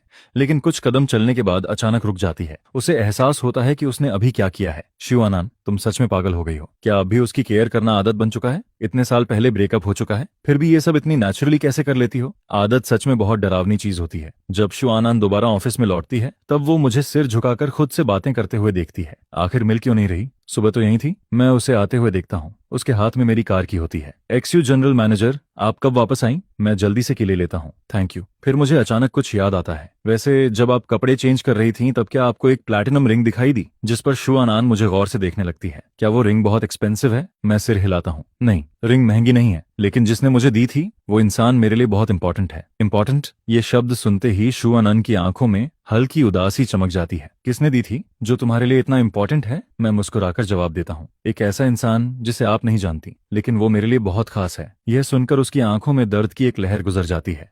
वो चुपचाप मुझे देखती रहती है। इसी दौरान मुझे अचानक याद आता है कि आज रात बैंकेट पार्टी भी है। मैं जल्दी से कहता हूँ, एक्सयू जनरल मैनेजर, बैंकेट शुरू होने वाला है, हमें निकलना चाहिए। जिस पर शुआनान धीरे से सिर हिलाती है और बाहर चल देती है। मैं उसके पीछे पीछे चलता हूँ, लेकिन मन ही मन एक सवाल घूम रहा होता है, थोड़ी देर बाद कार कौन ड्राइव करेगा? तो आखिर मैं शुआनान की कार चलाकर ले जा रहा हूँ, या फिर मामला आखिर सॉल्व कैसे होने वाला है? एलिवेटर बेसमेंट पार्किंग तक पहुंचता है। जैसे ही मैं बाहर निकलता हूँ, मेरी नजर तुरंत एलिवेटर के पास खड़ी एक काली मर्सिडीज बिजनेस कार पर पड़ती है। ड्राइवर हमें आते हुए देखता है और तुरंत पीछे वाला दरवाजा खोल देता है, जिस पर शुआनान सीधे जाकर कार में बैठ जाती है। मैं वहीं खड़ा रह जाता हूँ और सोचने लगता हूँ कि आखिर मुझे कहाँ बैठना चाहिए। थ्योरी के हिसाब से तो मुझे बॉस के साथ पीछे बैठना चाहिए, ताकि रास्ते में वर्क डिस्कशन हो सके, लेकिन मैं शुआनान के इतने करीब बैठना बिल्कुल नहीं चाहता था। सच में बहुत झंझट थी। शुआनान मुझे वहीं खड़ा देखकर पूछती है, अब वहां खड़े खड़े क्या कर रहे हो? क्या बात है? क्या तुम्हें कार में बैठने के लिए भी मेरा इन्विटेशन चाहिए? यह सुनते ही मैं तुरंत फ्रंट पैसेंजर डोर खोलकर बैठ जाता हूँ, फिर ड्राइवर को शालीनता से ग्रीटिंग देता हूँ। हेलो ब्रदर, मैं चाओ चेन हूँ, चूतों का नया असिस्टेंट। ड्राइवर आदतन पीछे बैठी शुआनान की तरफ देखता है। उसे समझ नहीं आता कि जवाब दे या नहीं, जिस पर शुआनान उसकी नजर महसूस करके सिर उठाती है। कार चलाओ। मुझे क्या देख रहे हो? कोई काम है मुझसे? ड्राइवर समझ जाता है कि उसे कोई खास इंस्ट्रक्शन नहीं मिलने वाली, इसलिए वह मुस्कुराकर मेरी तरफ देखता है। हेलो असिस्टेंट कुयो, मैं शूटोंग का ड्राइवर हूँ। मेरा नाम सॉन्ग जिया है, आप मुझे श्याओ सॉन्ग कह सकते हैं। यह सुनकर मैं हैरान होकर पूछता हूँ, आप शूटोंग के ड्राइवर हैं? तो कल वाले अंकल कहाँ गए? यह सुनते ही शुआनान हमारी बातचीत देखती है और हल्की सी ठंडी सांस भरती है। फिर मन ही मन सोचती है, सच में समझ नहीं आता क्या चेन इतना इजी गोइंग इंसान भी हो सकता है। मेरे सामने तो 2 शब्द बोलना भी पसंद नहीं करता, लेकिन किसी और के सामने मिनटों में फ्रेंडशिप कर लेता है। लगता है मुझे पीछे बैठना ही नहीं चाहिए था। सीधे ड्राइवर सीट पर बैठ जाती और इन दोनों को पीछे बैठकर आराम से बातें करने देती। उधर श्याओ सॉन्ग जवाब देता है, वो मेरे अंकल हैं। आज शूतोंग की कार रिपेयर के लिए गैराज गए हैं, इसलिए आज मैं उनकी जगह आया हूँ। हम दोनों आराम से बातें कर रहे होते हैं, तभी पीछे से शुआनान की हल्की नाराज आवाज आती है। चलना भी है या नहीं, या फिर मैं ही आगे आकर कार चला लूं? तुम दोनों पीछे बैठकर आराम से बातें करते रहना। यह सुनते ही श्याओ सॉन्ग घबरा जाता है। वह तुरंत डोर लॉक का बटन दबाता है। सॉरी शूटोंग, शूटोंग सीट बेल्ट लगा लीजिए, हम निकल रहे हैं। इसके बाद कार चल पड़ती है। मैं और श्याओ सॉन्ग भी बातचीत बंद कर देते हैं। उधर मैं दिमाग पर जोर डालने लगता हूँ कि आखिर वह रिंग कहाँ गिर गई थी।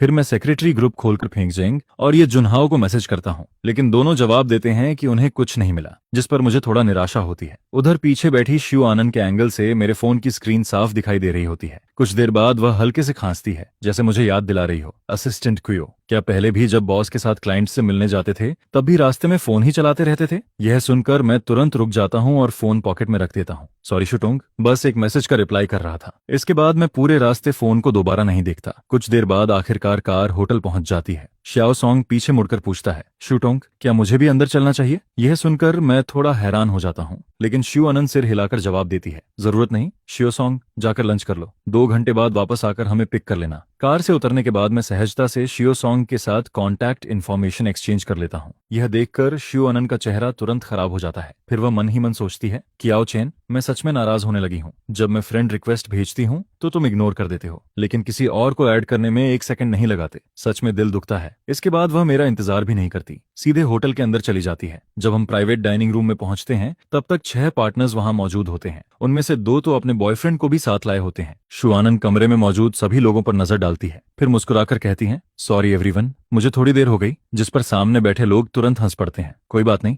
हम ही जल्दी आ गए थे। जल्दी किसी को कहो जो टोंग के लिए ड्रिंक डाल दे। एक आदमी उठने ही वाला होता है, लेकिन जू आनंद हाथ उठाकर उसे रोक देती है। जरूरत नहीं लियू टोंग, मैं अपना कंपेनियन साथ लाई हूँ। मैं तुरंत उसका मतलब समझ जाता हूँ। टेबल पर रखी रेड वाइन उठाता हूँ और शू आनंद के साथ उसके फ्रेंड के ग्लास में आधा आधा भर देता हूँ। आखिर शू आनंद जैसी बॉस भी ड्रिंक से नहीं बच सकती, तो फिर मेरे जैसे असिस्टेंट की क्या औकात थी? वैसे भी रिंग होने की वजह से मेरा मूड पहले से खराब था, इसलिए मैं बाहर जाकर थोड़ी फ्रेश एयर लेना चाहता था। मैं झुककर धीरे से कहता हूँ, शुटोंग, मैं वॉशरूम होकर आता हूँ। शू आनंद सिर्फ हल्का सा हम्म कहती है, जिस पर मैं फोन उठाकर बाहर निकलने लगता हूँ। लेकिन जैसे ही मैं मुड़ता हूँ तभी पीछे से एक बेहद भद्दी आवाज सुनाई देती है, अरे ब्यूटीफुल लेडी, तुम यहाँ अकेली क्यों बैठी हो? आओ मेरे साथ एक ड्रिंक लो। अगर मैं खुश हो गया तो शायद तुम्हें एक बड़ा कॉन्ट्रैक्ट भी दे दूं। यह सुनते ही पूरे बैंकेट हॉल का शोर अचानक गायब हो जाता है। कमरा एकदम शांत हो जाता है। मैं तुरंत पलटकर देखता हूँ, सामने एक मोटा अधेड़ उम्र का आदमी खड़ा होता है। वह बेहद गंदी नजरों से शू आनंद को घूर रहा होता है। यह आदमी पहली बार ऐसे बिजनेस बैंक्वेट में आया होता है। उसे बिल्कुल नहीं पता होता कि उसके सामने बैठी महिला कौन है। वह शू आनंद को किसी सीईओ की छोटी असिस्टेंट समझ लेता है, इसलिए इतनी बेहुदा बातें करने की हिम्मत कर लेता है। यह सुनकर शू आनंद धीरे से अपना वाइन ग्लास नीचे रखती है, फिर बर्फ जैसी ठंडी नजरों से उस आदमी को देखती रहती है। कमरे का माहौल पल भर में जम जाता है। उस आदमी की रीढ़ तक ठंडी पड़ जाती है। वह घबराकर नजरें दूसरी तरफ घुमा लेता है। उसी समय शिव आनंद अपने लाल होंठ खोलकर कुछ बोलने वाली होती है, लेकिन तभी मेरी आवाज सुनाई देती है, शिवटोंग, चेयरमैन आपको बाहर बुला रहे हैं। मैं हर शब्द बेहद साफ और स्पष्ट बोलता हूँ, जिस पर शिव आनंद हैरानी से मेरी तरफ देखती है। फिर उसकी आंखों में हल्की सी मुस्कान उभर आती है। वह तुरंत मेरा इशारा समझ जाती है, फिर खड़ी होकर कहती है, एवरीवन एक्सक्यूज मी। इसके बाद वह उस अधेड़ आदमी पर एक ठंडी नजर डालती है और बाहर निकल जाती है। उधर वह आदमी अब पूरी तरह सफेद पड़ चुका होता है। उसके माथे पर ठंडा पसीना बहने लगता है। वह धम्म से कुर्सी पर बैठ जाता है। खत्म हो गया, इस बार सच में खत्म हो गया। इतने लोगों में से जाकर शू तोंग को ही नाराज कर दिया। हम दोनों रूम से बाहर निकल आते हैं, लेकिन शू आनंद का सीना अब भी गुस्से से तेजी से ऊपर नीचे हो रहा होता है। वह खुद को शांत करने की कोशिश करती है, लेकिन गुस्सा कम नहीं होता। मैं देखता हूं कि उसके हाथों की उंगलियां तक हल्का कांप रही हैं, जिस पर मैं धीरे से उसके कंधे और पीठ पर हाथ रखकर सांत्वना देता हूं। इस बार वह मुझसे दूर नहीं हटती। कुछ देर तक दोनों चुप रहते हैं, फिर वह दबे हुए स्वर में पूछती है, चाओचन, तुम्हारे पास कैंडी है? मैं सिर हिलाता हूँ। पॉकेट से कैंडी निकालते हुए पूछता हूँ, शूटोंग, कौन सी कैंडी चाहिए? मेरे पास सिर्फ मिंट कैंडी है, वैसे उसका टेस्ट बहुत खास नहीं है। शू आनंद झुंझलाकर कहती है, इतनी बातें मत करो, बस दे दो। वह जल्दी से रैपर खोलती है और कैंडी मुंह में डाल लेती है। मिंट की ठंडी खुशबू उसके मुंह में फैल जाती है, जिस पर वह आंखें बंद कर गहरी सांस लेती है। धीरे धीरे उसका मूड शांत होने लगता है और वह फिर से वही काम और रैशनल शुआन बन जाती है। अगर यह को-ऑपरेशन शेन एंड कंपनी के लिए इतना महत्वपूर्ण न होता, और अगर वह पार्टनर्स के सामने अच्छा इंप्रेशन छोड़ना नहीं चाहती होती, अगर नहीं होता तो मैं अब तक उस आदमी को इस पूरी इंडस्ट्री से गायब करवा चुकी होती। जिस पर तभी एक जानी पहचानी, गहरी और शांत मेल वॉइस सुनाई देती है, आनंद, तुम यहाँ कैसे? एक आदमी चलते हुए हुआ आनंद के सामने आ जाता है, जिस पर हुआ आनंद उसकी तरफ देखकर जवाब देती है, क्लाइंट्स के साथ डिनर पार्टी थी और तुम अकेली आई हो? जिसके जवाब में वह कहता है, मैं फोस्टर मदर के साथ डिनर करने आया हूँ। फिर वह आगे कहता है, आनंद, क्या तुम चलकर उनसे हेलो नहीं बोलोगी? जिस पर हुआ अन हाथ हिलाकर मना कर देती है। नहीं, मैं नहीं जाऊंगी, बेवजह सबका मूड खराब हो जाएगा। यह कहकर वह उसके पास से निकलकर आगे बढ़ने लगती है, लेकिन तभी वह आदमी उसे फिर से रोक लेता है। अनान, बहुत समय हो गया है, तुम घर वापस नहीं आई? क्या तुम्हें सच में घर की बिल्कुल याद नहीं आती? जिस पर मैं बगल में खड़ा उस आदमी को ध्यान से देखने लगता हूँ और तभी मुझे याद आता है, अरे ये वही आदमी नहीं है क्या 4 साल पहले जो हुआ अनान के साथ मॉल में वेडिंग ड्रेस ट्राई करने गया था। कोई हैरानी नहीं कि ये इतना जाना पहचाना लग रहा था। उन दोनों की बातें सुनकर मैं धीरे से एक कदम पीछे हट जाता हूँ। क्या मामला है? मैं घर जाकर क्या करूं?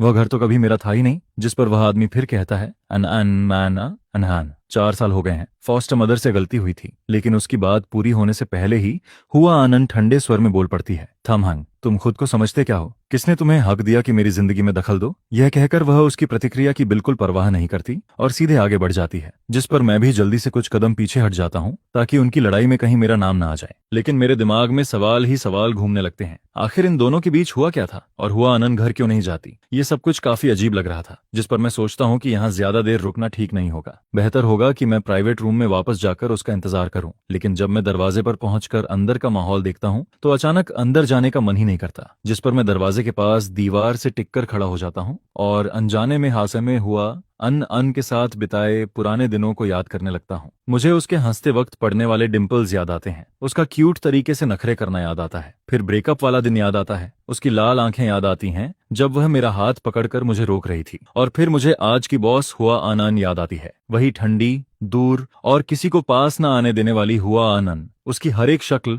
हर एक एक्सप्रेशन आज भी मेरे दिमाग में साफ बसा हुआ है, जिसे मैं चाहकर भी कभी नहीं भूल पाता। तभी एक आवाज सुनाई देती है, यहाँ खड़े क्या कर रहे हो? अंदर जाना थोड़ा इनकन्वीनियंट है क्या? जिस पर मैं पलट कर देखता हूँ और सामने हुआ आनंद खड़ी होती है। वह एक बार रूम के अंदर देखती है, फिर मुझसे कहती है, मैं तुम्हारा कोट लेने अंदर जा रही हूँ, तुम जाकर बिल क्लियर कर दो, बाद में हम लॉबी में मिलते हैं। यह कहकर वह इमरजेंसी वर्क का बहाना बनाती है, मेरा कोट उठाती है और तुरंत वहां से निकल जाती है। इसके बाद मैं पेमेंट करके लॉबी के एक कोने में बैठकर उसका इंतजार करने लगता हूँ। तभी मेरी नजर बाहर निकलते हुए लोगों के एक ग्रुप पर पड़ती है और उनके बीच में चल रही महिला को देखते ही मैं पहचान जाता हूँ। वह हुआ आनंद की माँ थी और उसके साथ बात कर रहा आदमी वही थाम हैंग था जिसे हुआ आनंद का फियांस कहा जाता था। खुशकिस्मती से मैं जिस जगह बैठा था वहां से मुझे सब साफ दिखाई दे रहा था, वरना शायद मैं उन्हें नोटिस भी नहीं कर पाता। उधर हुआ अनन मेरा कोट लेकर बाहर निकलती है, लेकिन बाहर आते ही उसकी माँ से आमना सामना हो जाता है, जिस पर उसकी माँ तुरंत आवाज लगाती है, आनंद। हुआ आनंद के कदम वहीं रुक जाते हैं। फिर उसकी माँ गुस्से से कहती है, तुम्हें अभी भी याद है कि मैं तुम्हारी माँ अपने माँ हूँ?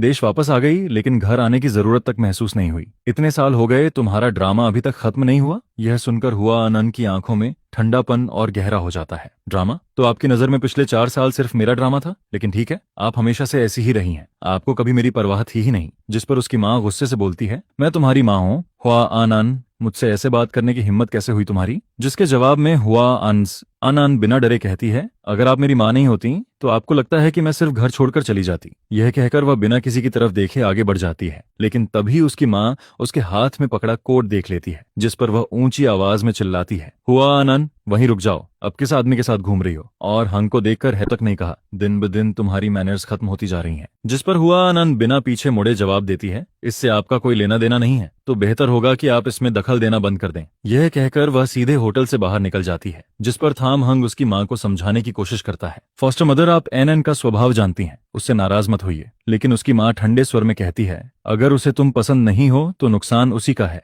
आखिर तुम हुआ परिवार के होने वाले दामाद हो। उन लोगों के पूरी तरह चले जाने के बाद ही मैं अपने कोने से बाहर निकलता हूँ, लेकिन अभी भी उनके बीच हुई बातें मेरे दिमाग में घूम रही थीं। आखिर हुआ आनंद ऐसा व्यवहार क्यों कर रही है? क्या वह फैमिली द्वारा तय की गई शादी से खुश नहीं थी? लेकिन अगर खुश नहीं थी तो उसने शादी की ही क्यों? उसकी माँ ने अभी साफ कहा था कि थाम हंग हुआ परिवार का दामाद है। जिस पर मैं जितना सोचता हूँ उतना ही ज्यादा कंफ्यूज्ड होता जाता हूँ। तभी अचानक मेरा फोन बज उठता है। मैं स्क्रीन की तरफ देखता हूँ और वहाँ एक जाना पहचाना नंबर दिखाई देता है, जिस पर मैं तुरंत कॉल रिसीव कर लेता हूँ। अब क्या कर रहे हो? तुम कहाँ हो? जिसके जवाब में मैं कहता हूँ, मैं अभी आता हूँ। उधर पार्किंग लॉट में हुआ अन अपनी कार के सहारे खड़ी होती है, एक हाथ में मेरा कोट पकड़े हुए और सिर झुकाए किसी गहरी सोच में डूबी हुई दिखाई देती है। तभी उसे मेरे कदमों की आहट सुनाई देती है, जिस पर वह सिर उठाकर पूछती है, कहाँ चले गए थे? मैंने कहा था लॉबी में वेट करना, जिस पर मैं तुरंत बहाना बना देता हूँ। अभी एक फोन कॉल आ गई थी। वह बस हल्का सा सिर हिलाती है, फिर कार में बैठ जाती है। लेकिन जब वह देखती है कि मैं अभी भी बाहर खड़ा हूं तो अजीब नजरों से मुझे देखती है। कार में बैठोगे नहीं या फिर जॉब नहीं करनी? जिस पर मैं मजबूरी में कार में बैठ जाता हूँ। इसके बाद कार होटल से निकलकर मेन रोड पर दौड़ने लगती है। तभी टीटोंग पूछता है, हुआ तोंग, कंपनी चलना है या पहले क्यूथन को घर छोड़ना है? जिस पर हुआ अन अन कहती है, पहले इसे घर छोड़ दो। फिर त्यूतोंग मेरी तरफ देखकर पूछता है, थनचे का आपका घर कहाँ है? लेकिन यह सुनते ही हुआ अन अन की भौहें सिकुड़ जाती हैं। ट्यूतोंग, तुमने इसे क्या कहा? थान का? बेचारा ट्यूतोंग तुरंत घबरा जाता है। हुआ तोंग, क्या आप दोनों काफी क्लोज हैं? जिस पर मैं जल्दी से जवाब देता हूँ, मैं सोथू हाईकुआन कम्युनिटी में रहता हूँ, कंपनी के पास ही है। रास्ता पता है? जी पता है। इसके बाद पूरे रास्ते हुआ अन अन आंखें बंद किए बैठी रहती है और एक शब्द भी नहीं बोलती, जबकि मैं लगातार यही सोचता रहता हूँ कि आखिर मेरी रिंग गिरी कहाँ थी। कंपनी इतनी बड़ी है, अगर वह ऑफिस में नहीं गिरी तो उसे ढूंढना लगभग इम्पॉसिबल होगा। कुछ देर बाद टीटोंग कहता है, थान का पहुंच गए। कार कम्युनिटी गेट के सामने रुक जाती है, जिस पर मैं नीचे उतरकर दोनों को गुड बाय कहता हूँ। थैंक्स टियोटोंग। हुआ टोंग, मैं चलता हूँ, कल मिलते हैं। उधर आधी खुली कार विंडो के पीछे बैठी हुआ आन आन चुपचाप मेरी दूर जाती हुई पीठ को देखती रहती है और जब मैं पूरी तरह नजरों से ओझल हो जाता हूँ तब वह टियो टोंग से कार चलाने के लिए कहती है। लेकिन उसके बाद वह अचानक एक और आदेश देती है, जाकर पता करो इस कम्युनिटी की बिल्डिंग 16 फ्लोर 8 में कोई अपार्टमेंट खाली है या नहीं। रेंट पर मिले या खरीदना पड़े कोई फर्क नहीं पड़ता, आधे महीने के अंदर यह काम पूरा होना चाहिए। जिस पर टियो टोंग हैरानी से पूछता है, हुआ टोंग, आप यहाँ रहने वाली हैं? क्यों, कोई प्रॉब्लम है? नहीं, बिल्कुल नहीं, बस एक बात समझ नहीं आई, जरूरी फ्लोर 8 और बिल्डिंग 16 ही क्यों है? दूसरी जगह नहीं चल सकती? यह सुनकर हुआ अन अन उसे घूरती है। देश वापस आने के बाद तुम बहुत बोलने लगे हो, जो कहा है वही करो। जी समझ गया। उधर रात में खाली और शांत विला के अंदर हुआ अनंत सोफा पर बैठी होती है। उसके हाथ में वही रिंग होती है जिसे वह उंगलियों के बीच घुमाते हुए देख रही होती है। बस एक सस्ती सी रिंग है, इतना गरीब गिफ्ट भी कोई देता है क्या? ज्यादा देर देखो तो गंदी तक लगने लगती है। यह कहते हुए वह रिंग को सीधे डस्टबिन में फेंक देती है, लेकिन अगले ही पल उसके चेहरे पर एक अजीब सा एक्सप्रेशन आ जाता है। अगर थान देख ले कि उसकी रिंग डस्टबिन में पड़ी है तो शायद वह मुझसे लड़ पड़े। इसके बाद वह ऊपर जाकर नहाती है, फिर नीचे लौटकर एक गिलास पानी भरती है और काफी देर तक डस्टबिन को घूरती रहती है। आखिरकार वह धीरे से झुकती है और डस्टबिन के अंदर से वही रिंग दोबारा उठाकर अपनी हथेली में रख लेती है। और जैसे ही मैं घर के अंदर कदम रखता हूँ, टिया चॉप बिजली की तरह दौड़कर मेरे पास आ जाता है। वह मेरे पैरों के चारों तरफ घूमता है, पूंछ हिलाता है और लगातार मुझसे लिपटने की कोशिश करता है। जिस पर मैं थके हुए अंदाज में अपना कोट दरवाजे के पास लगे हैंगर पर टांगता हूँ, फिर झुककर टिया चॉप को अपनी बाहों में उठा लेता हूँ। सॉरी बेटा, आज फिर देर हो गई। इसके बाद मैं उसके खाने और पानी की तरफ नजर डालता हूँ। सुबह ऑफिस जाने से पहले मैं उसे खाते हुए देख चुका था, तभी चैन से निकला था। फिर मैं उसे गोद में लेकर सोफा पर बैठ जाता हूँ। मैंने घर की बड़ी लाइट नहीं जलाई थी, घर में सिर्फ एक छोटी सेंसर लाइट जल रही थी जिसे मैंने खास तौर पर लगवाया था। मुझे हमेशा डर रहता था कि अगर मैं देर से घर लौटूं तो कहीं टिया चोप अंधेरे में डर न जाए। मैं धीरे धीरे उसके सिर पर हाथ फेरता रहता हूँ, लेकिन दिल में दबा हुआ दर्द अब और नहीं रुक पाता। जिस पर मैं उससे मन की बात करने लगता हूँ। टिया चॉप, अब क्या करूं मैं वो रिंग खो चुका हूँ जो दादी ने मेरे लिए छोड़ी थी। मैं उसे संभाल नहीं पाया, हुआ आनंद को भी संभाल नहीं पाया, यहाँ तक कि माँ की छोड़ी हुई रिंग भी नहीं बचा पाया। मैं सच में बहुत बेकार इंसान हूँ। शायद टिया चोप मेरी उदासी फील कर लेता है, जिस पर वह धीरे से मेरा हाथ चाटने लगता है। मेरा मूड बेहद खराब था, इसलिए मैं बस लगातार उसके सिर पर हाथ फेरता रहता हूँ ताकि खुद को थोड़ा शांत कर सकूं। टिया चॉप, अच्छा हुआ तू मेरे साथ है, वरना मैं भी नहीं जानता कि यह सब कैसे सह पाता। इसके बाद मैं नहाने चला जाता हूँ, लेकिन नहाने के बाद भी मैं उसे घुमाने ले जाना नहीं भूलता। हम दोनों नीचे आते हैं और मैं पास की कन्वीनियंस स्टोर में चला जाता हूँ, जिस पर मैं दुकान वाले से कहता हूँ, एक कैन लेमन ड्रिंक देना। मैं पेमेंट करने के लिए कोड स्कैन करने ही वाला होता हूँ, लेकिन कुछ सेकंड चुप रहने के बाद फिर बोलता हूँ, एक मिनट कैंडी भी दे दीजिए। थैंक यू, आपको तकलीफ दी। दुकान से बाहर निकलने के बाद मैं ड्रिंक पॉकेट में रख लेता हूँ और डॉग लीश अपनी कलाई पर लपेट लेता हूँ। लेकिन तभी मुझे पुराने दिन याद आने लगते हैं। जब भी हुआ आनंद मुझे ये ड्रिंक पीते देखती थी, वह हमेशा क्यूरियस हो जाती थी और हर बार लड़ाई के बाद वह भौहें सिकोड़ कर एक घूंट पीती थी, फिर तुरंत मुंह बनाकर कहती थी, इतना खराब टेस्ट है इसका। जिस पर मैं उसकी शक्ल देखकर हंसी रोक नहीं पाता था। कई बार तो उसे किस करने का मन तक कर जाता था और तब वह शर्माते हुए कहती थी, क्योथान, तुम सच में बहुत बदमाश हो। यह सोचकर मैं लंबी सांस छोड़ता हूँ और खुद को यादों से बाहर निकालता हूँ। अफसोस, अब यह सब सिर्फ यादें बनकर रह गई थीं। अब कुछ भी पहले जैसा नहीं हो सकता था। घर लौटने के बाद मैं टिया चोप की लीश खोल देता हूँ, फिर फर्श पर पैर मोड़कर बैठ जाता हूँ और टीवी ऑन कर देता हूँ। टीवी पर मेरा फेवरेट शो चल रहा था, लेकिन आज मेरा ध्यान बिल्कुल भी वहां नहीं था। जिस पर मैं टिया चॉप का सिर सहलाते हुए धीरे से कहता हूँ, टिया चॉप, आगे चलकर मैं तेरे लिए एक नई माँ ढूंढ दूं क्या? यह सुनकर वह 2 बार भौंकता है, जिस पर मैं हंस पड़ता हूँ। क्या हुआ, तुझे भी पसंद नहीं है? ठीक है, मुझे भी कोई दूसरा पसंद नहीं आएगा। हम दोनों ऐसे ही एक दूसरे का सहारा बनकर जी लेंगे। आज सैटरडे था, इसलिए मुझे ऑफिस नहीं जाना था। सुबह सुबह उठकर मैंने पूरा घर साफ किया। इसके बाद ग्रुप चैट में लोकेशन भेजी और ये तुआन हाओ लोगों को को हॉटपॉट खाने के लिए बुला लिया। सोचा हाउस वार्मिंग पार्टी भी हो जाएगी और घर में थोड़ी रौनक भी आ जाएगी। मैं बाहर निकलते हुए टिया चोप से कहता हूँ, अच्छे बच्चे की तरह घर पर रहना, पापा तेरे लिए स्वादिष्ट खाना खरीद कर लाते हैं। हमारे रेजिडेंशियल एरिया के पास मार्केट भी था और शॉपिंग मॉल भी, जिस पर मैं रास्ते भर बड़बड़ाता हुआ चलता रहता हूँ। हुआ आनंद सच में पागल हो गई है। फालतू में मेरी कार से टकराने की क्या जरूरत थी। अब देखो हर जगह पैदल जाना पड़ रहा है, कितनी परेशानी है। लगता है नई कार खरीदनी ही पड़ेगी। यह कहते हुए मैं ढेर सारे सामान के बैग्स उठाकर वापस घर पहुंचता हूँ, लेकिन जैसे ही सिर उठाकर दरवाजे की तरफ देखता हूँ मैं एकदम रुक जाता हूँ। वहां करीब 30 साल की एक महिला खड़ी थी और उसके पैरों के पास एक बड़ा कार्टन बॉक्स रखा हुआ था, जिस पर मैं हैरानी से बोल पड़ता हूँ, अरे मैन घूवी, आप यहाँ क्या कर रही हैं? मैन घूवी मेरे हाथों से कुछ बैग्स ले लेती है और मुस्कुराकर कहती है, कल मैं होम टाउन गई थी, छोटी मौसी ने कहा था कि तुम्हारे लिए कुछ सामान लेकर आऊं। आज फुर्सत थी तो सीधा ले आई। जिस पर मैं फिंगरप्रिंट से दरवाजा खोलता हूं और कहता हूं, अंदर आइए। शू कैबिनेट में डिस्पोजेबल स्लीपर्स रखे हैं। मैन घूवी बॉक्स लेकर अंदर चली जाती है, लेकिन जैसे ही वह शू कैबिनेट खोलती है उसे एक महिला की इंडोर स्लीपर्स दिखाई देती हैं, जिस पर वह हैरान होकर पूछती है, यहाँ तो विमेन स्लीपर्स भी हैं, मैं इन्हें पहन लूं? मैं तुरंत मना कर देता हूँ, नहीं उन्हें मत छूना, वरना टिया चोप फिर आपको काटने दौड़ पड़ेगा। अरे बाप रे! और जैसे ही उसकी आवाज खत्म होती है टिया चोप कमरे से भागता हुआ बाहर आ जाता है, जिस पर मैन घूवी तुरंत घबरा जाती है। क्यूथान, अपने कुत्ते को संभालो, इतने साल हो गए फिर भी ये मुझे देखकर ऐसा रिएक्ट करता है। मैं कितनी बार कह चुकी हूँ कि मैं इसकी भाभी नहीं तुम्हारी कजन हूँ। उधर मैं किचन में सामान रखते हुए हंस पड़ता हूँ। टिया चोप इधर आओ, काटना नहीं है, गुड बॉय। सच कहें तो मैन घूवी एक फिटनेस कोच थी, लेकिन एक पेट डॉग से इतना डरना वाकई मजेदार लगता था। हालांकि उसकी भी अपनी वजह थी। 3 साल पहले नाना जी के फ्यूनरल में उसने मेरे कजन को बस हल्का सा धक्का दिया था और टिया चोप ने उसे सीधा काट लिया था, जिसकी वजह से उसे रैबिस इंजेक्शन तक लगवाना पड़ा था। जिस पर मैन घूवी फिर शिकायत करती है, ये बेवकूफ कुत्ता आखिर कब समझेगा कि मैं सिर्फ तुम्हारी कजन हूँ, गर्लफ्रेंड नहीं। फिर वह अचानक पूछती है, वैसे छोटी मौसी ने तुम्हें ब्लाइंड डेट पर जाने को कहा था, तुम्हारा क्या प्लान है? जरूरत पड़ी तो मैं भी साथ चलूंगी। जिस पर मैं हंसते हुए कहता हूँ, आप सच में बहुत फ्री रहती हैं। कई बार तो मुझे लगता है कि पिछले जन्म में मैंने आपका कोई कर्ज लिया होगा। वह तुरंत जवाब देती है, तुमने मेरी रेपुटेशन खराब कर रखी है, अब मेरे कोई मेल फ्रेंड्स भी नहीं बचे, सबको लगता है कि मैं उन्हें फंसा लूंगी। जिस पर मैं मुस्कुराकर कहता हूँ, लेकिन आपको तो ये सब एंजॉय करना अच्छा लगता है। तभी डोरबेल बजती है। मैन घूवी जाकर दरवाजा खोलती है। बाहर ये तुआन हाओ खड़ा था, उसके हाथों में खाने के 2 बड़े बैग्स थे। वह हंसते हुए कहता है, हाय ची हुवी, आप भी यहाँ हैं? इसके बाद वह जूते उतारकर अंदर घुसता है और बैग्स नीचे रखकर सीधे टिया चॉप के पास भाग जाता है। टिया चॉप, मैं आ गया, मुझे याद किया था या नहीं? यह देखकर मैं हंसते हुए कहता हूँ, तू भी ना, खाली हाथ आता तो भी चलता, इतना सारा सामान क्यों लाया? जिस पर वह जवाब देता है, अरे खाने पर बुलाओ और मैं खाली हाथ आ जाऊं, ऐसा कैसे हो सकता है? मैं उसे घूर कर पूछता हूँ, वैसे फोंगचिन कहाँ है? अभी तक आया क्यों नहीं? बस पहुंचने ही वाला होगा, ये तुआन हाओ जवाब देता है। फिर उसकी नजर मैन घूवी पर पड़ती है, जो उसके जूते कैबिनेट में रख रही थी। जिस पर वह थोड़ा शर्माते हुए कहता है, ची हुवी, आपको तकलीफ हुई? आपको मेरे जूते रखने की क्या जरूरत थी? वह मुस्कुराकर जवाब देती है, कोई बात नहीं, मैं वैसे भी किचन में नाइफ धोने जा रही हूँ, तुम लोग बातें करो। इसके बाद ये तुआन हाओ की नजरें लगातार उसके पीछे जाती रहती हैं, जिस पर मैं उसे कोहनी मारकर कहता हूँ, अगर पसंद है तो जाकर कन्फेस कर दे। वैसे भी उसका कोई बॉयफ्रेंड नहीं है। लेकिन वह तुरंत सिर हिला देता है, नहीं छोड़ो, मुझ में कॉन्फिडेंस नहीं है, मुझे डर लगता है कि कहीं रिजेक्ट न कर दे। यह सुनकर मैं उसे अविश्वास से देखने लगता हूँ। तू और कॉन्फिडेंस की कमी? तुआन हाओ, मजाक मत कर। जो रोज मुझे बेकार के वीडियोस भेजता रहता है वह आज शर्म की बातें कर रहा है। मेरी बात सुनते ही वह नजरें चुराने लगता है। कुछ देर बाद फोंगचिन भी अपनी गर्लफ्रेंड के साथ पहुंच जाता है और अंदर आते ही हंसते हुए कहता है, नया घर हो और केक न हो, ऐसा कैसे हो सकता है? नई जगह पर हर दिन तुम्हारी जिंदगी मीठी बनी रहे। जिस पर मैं मुस्कुराकर कहता हूँ, थैंक यू, सब लोग बैठ जाओ। पूरा घर हंसी और शोर से भर जाता है। जब केक काटने का समय आता है तो ये तुआन हाओ अपना फोन निकाल लेता है। आओ आओ, पहले एक ग्रुप फोटो लेते हैं, फिर केक काटेंगे। सब लोग साथ खड़े हो जाते हैं। 3, 2, 1, क्लिक। उसी समय दूसरी तरफ हुआ अनंत स्विमिंग करके बाहर निकलती है। वह अपना फोन उठाती है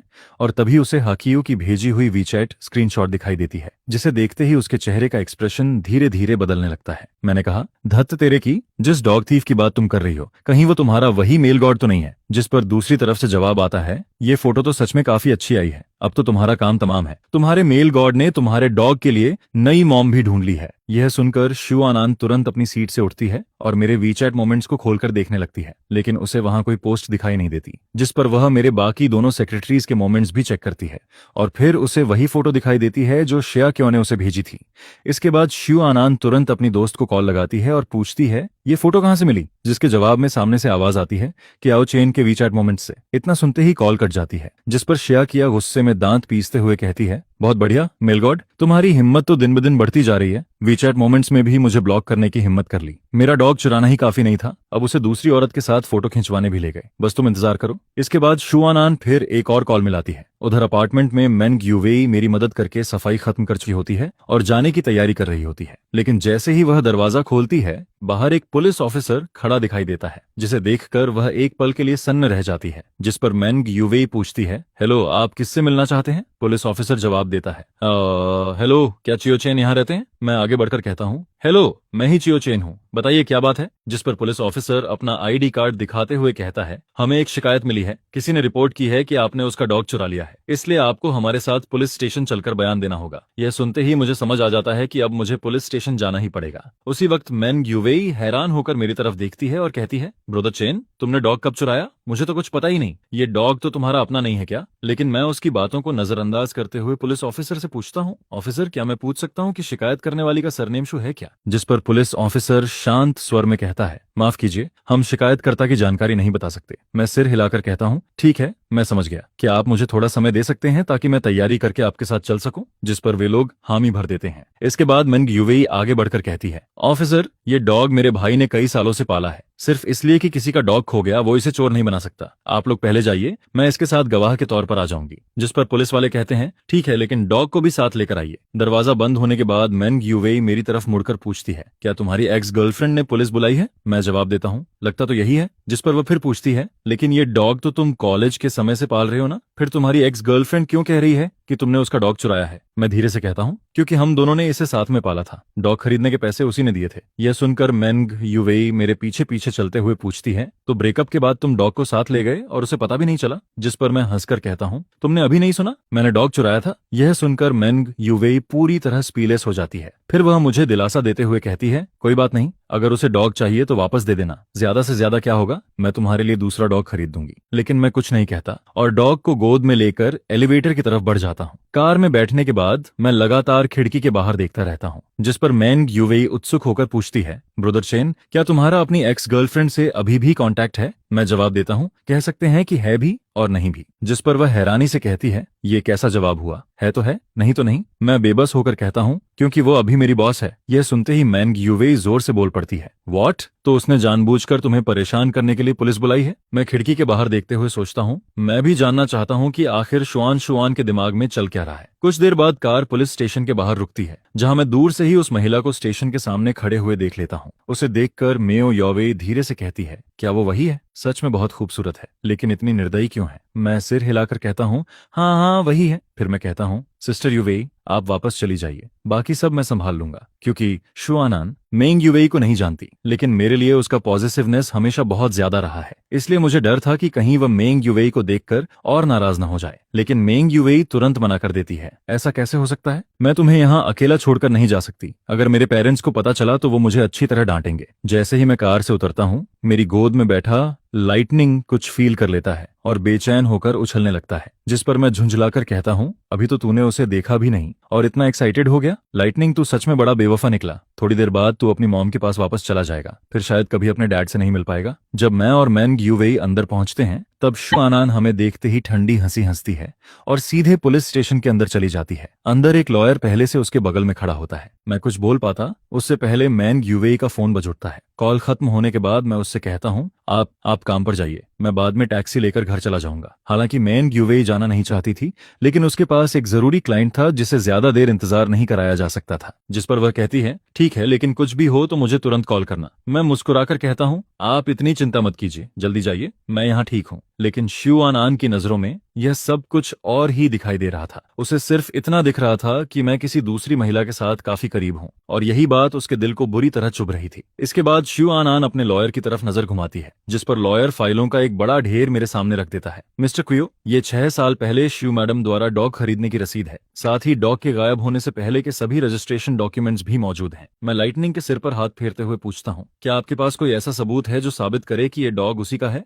इस ब्रीड के सारे डॉग्स लगभग एक जैसे दिखते हैं। जिस पर लॉयर तुरंत कहता है, डॉग के आगे वाले दाहिने पंजे पर बर्न का एक निशान है। आप चाहें तो अभी चेक कर सकते हैं। यह सुनकर पुलिस वाले भी डॉग के पंजे की जांच करते हैं, लेकिन मैं डॉग को टेबल पर रखते हुए कह देता हूँ, देखने की जरूरत नहीं है, डॉग उसी का है, लेकिन मैंने इसे चुराया नहीं है। उस समय हम रिलेशनशिप में थे। डॉग भले ही उसने खरीदा था, लेकिन इसे हम दोनों ने मिलकर पाला था, इसलिए मेरा इसे साथ ले जाना चोरी नहीं कहलाता। असल में शिवान आन को कभी पता ही नहीं चला कि 4 साल पहले मैं वापस अपार्टमेंट आया था। उस समय वह ब्रेकअप के दर्द में पूरी तरह डूबी हुई थी। ऊपर से डॉग भी गायब हो गया था, इसलिए वह सिर्फ डॉग को ढूंढने में लगी रही और उसे कभी यह ख्याल नहीं आया कि मैं वापस लौट चुका था।